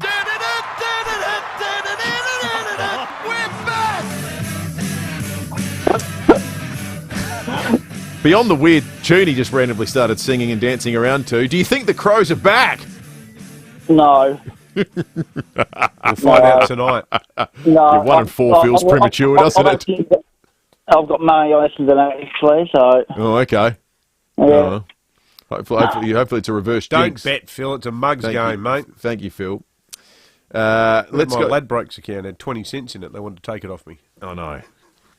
The shame. Rob in Prospect, good morning. Good morning, how are you? Yeah, good, Thanks, Rob. Hey, Rob, there are now fewer than 100 days until the Paris Olympics. What's your favourite Olympic event? Probably the mile, I reckon. 1,500 metres, whatever it's called. I reckon that's a pretty good race now because they basically not nearly sprint the whole distance. So it's crazy. The average speed is outrageous. Do you think independent MPs should be able to be in the ministry, or should they have to stay independent? We spoke with Dan Cregan a short time ago, actually. Yeah, independent. That's what they. That's what they should be. They shouldn't be aligned to either party if that's what they choose to do. That's where they should stay. Okay. Justice Lee said this on Tuesday in his verdict regarding Bruce Lehrman. Having escaped the lion's den, Mr. Lehrman made the mistake of coming back for his hat. Have you ever heard or used that saying before? Rob. I think we've lost him. Rob. Oh, no, Rob. Rob went back for his hat. He did go back for his hat.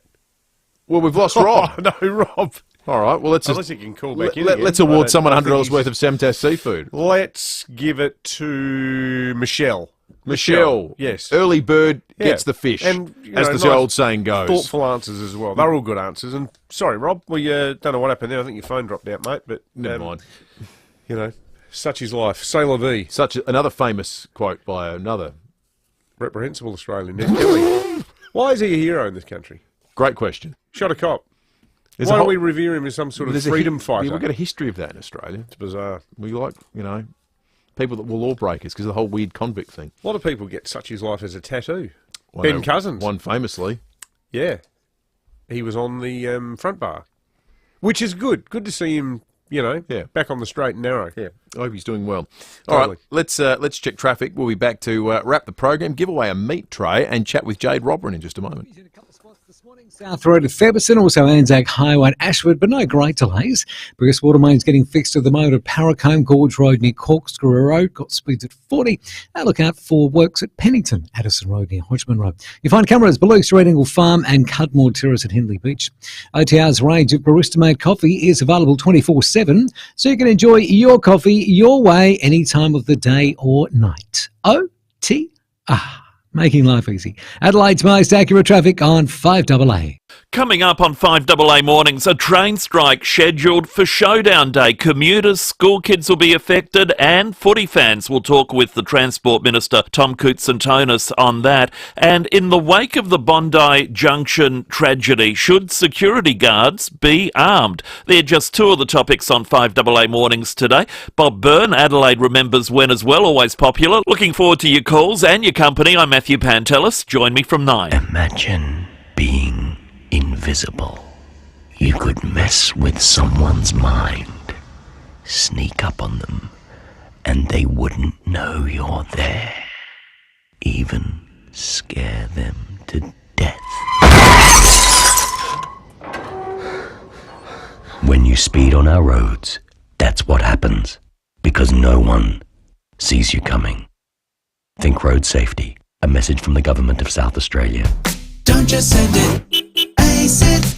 If your current job is driving you bonkers, get outdoors and hit the road. ACET Transport Solutions is growing and they need more drivers to keep their promise of perfect service. So, if you want a career that'll take you places, get in touch with the team at ACET Transport Solutions. Visit acettransport.au. Don't just send it, ace it.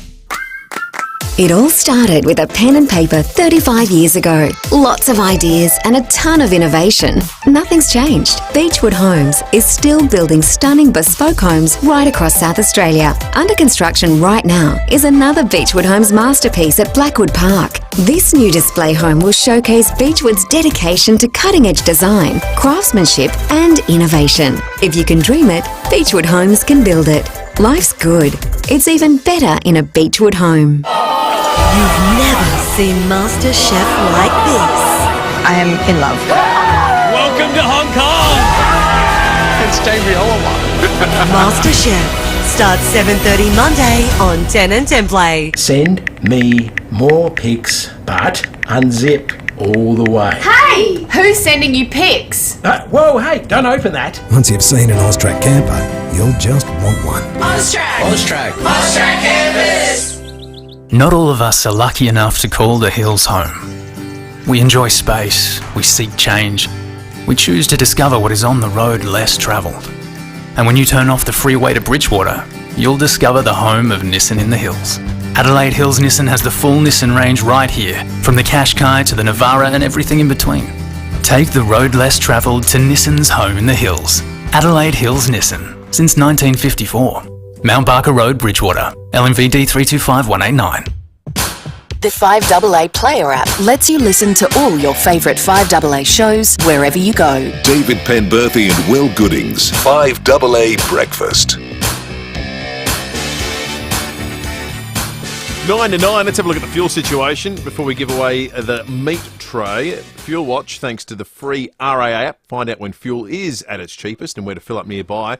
We use the app to source the information for Fuel Watch. This morning, the cheap spots, ex-convenience Torrens Road, Croydon Park, $1.80.7. The OTR Seacombe Road, Seaview Downs, $1.83.9. The United Sunnybrook Drive, Windvale, $1.83.5. The cheapest diesel, the Southern Cross, Grange Road, Fulham Gardens, $1.88. 0.9. Avoid the price spikes and save at the pump with the RA app's new Fuel Trends feature you can get on the app as well. You mentioning Croydon there, Will, reminded me of yesterday, a bit of comic confusion on Adelaide's roads. I did not realise that you could no longer do a right-hand turn on South Road before you get to Grange Road, because I wanted to go to, of course. Gagani's Yeah. to stock up, and I was in there, bumped into one of the Gaganis family yesterday. I always love going into Gagani's for my Greek tucker. You got to pull off early now. Got some Lucanica, got some Casseri. So good, that place. But I ended up in Regency Road. Yeah, I made that mistake a couple of times. They've kindly left the U-turn thing there under the bridge. I think they know. I don't think we're Robinson Crusoe making that mistake. You only do it once. Yeah, it's frustrating as you see everywhere you want to be whizzing by. Yeah, that's right. A little bit earlier, we caught up with the head of the rail, tram and bus union with regard to the strike action that's been going on this week, whether the Footy Express services would run tonight. But whilst chatting, we got wind of strike action in the future, a 24-hour strike that's been pre-approved to take place on the Showdown, the Thursday, May the 2nd. Have a listen. Are you aware that that's the day of the Showdown? And that you... Yes. Yeah, so yes, we are aware of that. So you're proposing no trains at all? Yeah, so our members have really strongly urged us to put on actions to get results. Let's hope that... Mate, can I just give you the tip? The result you're going to get... time between now and that point in time. We've got plenty of time to resolve this matter, and I'm hoping that is the goal, is to resolve the matter. Do you want 100,000 footy fans cheering for Keola's Downer, though? Not particularly. Well, this is a good way of getting that outcome, isn't it? We regret that we're going down this path, and we regret the disruption to those people. But we really need to get a circuit breaker in here. We need Keolis Downer sitting on the table, and we need to thrash this out, and we need to finalise this deal.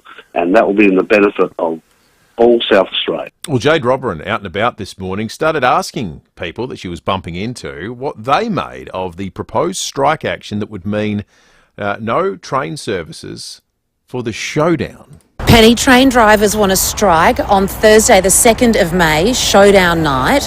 What are your thoughts on that? No, not at all. Given I know nothing about football, I just really don't care. Megan, is a bit of a Debbie Downer on the weekend to do something like that? Oh, absolutely. I think there's families out there that rely on public transport to move around the city, have a family night out together. I think it will cause a great inconvenience for people. Penny, train drivers want to strike on Showdown weekend. What are your thoughts on that? Well, I think it's a bit disappointing. The whole idea of having free transport is to keep cars off the roads and help families get in and out of the city nice and easily. So, I think it is disappointing. Full credit to the train drivers. They need to ask for what they want.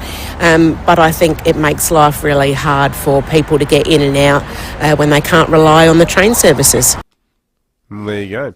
I like the first answer. Could care less. I don't like football. Yeah. Well, someone texted in earlier saying, what about people coming in for operations and to go to work? Isn't that more important? Well, yes, obviously it is. Sort of goes without saying. Yeah, that's right. Some things do go and they're without permanently saying. Inconvenienced by strike action. Doesn't matter when you have it. Exactly. But we're just thinking in a PR sense. I don't really follow the union's thinking at all. Well, I just think So the union's official position is that as a pre-approved strike action that is incumbent upon their next meeting, which is the 26th of April, them not reaching a resolution. If I'm listening to any of this and I'm working for Keolis Downer right now, I'd be saying, let's not give in to any demands on the 26th. Yeah. Because they're walking headlong into a PR disaster. Yeah, totally. When they inconvenience hundreds of thousands of people. No one is going to, apart from the hard rusted on people who are ideologically wedded to the unions regardless, and that's not a union bashing statement. But overwhelmingly, the majority view will be, don't do it that day. No one's going to sit there and go, well, maybe it's on Keolis Downer. It wasn't their idea. Pick any other day. And then you invite a whole bunch of, whether it's fair or not, you invite a whole, and we get it on the text line. How many people have texted us this morning saying, I didn't get a 14% pay rise? Yeah, it emboldens people the other way. But that's right. You invite the sort of scrutiny that you might not want, because I think at first blush, most of the time people say, you know what, people are probably getting screwed by whoever owns them. Yeah. Well, that's a natural human reaction if you're a wage earner to go, someone's probably not getting their fair share. But this invites a different level of scrutiny when you just inconvenience large swathes of the population. We weren't trying to be rude to that Darren Phillips chap. He seemed like a decent bloke. Yeah, we were just giving him... I mean, if we were consultants, we could have charged $1,000 for that interview. free strategic advice live on air on behalf of the 5AA audience. I think we were asking from the perspective that we thought they'd must made it was an oversight. Yeah, but he seemed to think, no, this is something we came up with all on our own. It's all part of the plan. We're going to Meat Tray Friday winner. We have, thanks to the excellent people at Chanella's. Love Chanella's. If you're making a dish that's got like an obscure vegetable in it, like okra, or maybe a habanero chili, I always find Chanella's has got this awesome range, and it's always so fresh. We're going to give it to Lynn. Her hatred of dance, France, vase, all of these mispronounced terms that you hear in the eastern states, like nails on chalkboard. Good on you, Lynn. And Meat Tray, as I said, thanks to Liam, Joanna and the team at My Local Butcher, Chanella's, 62 Prospect Road, Prospect. Stick around for Matt Pantelis. Enjoy the rest of your Friday. Go the Crows tonight, and we'll catch you Monday morning from 6 o'clock.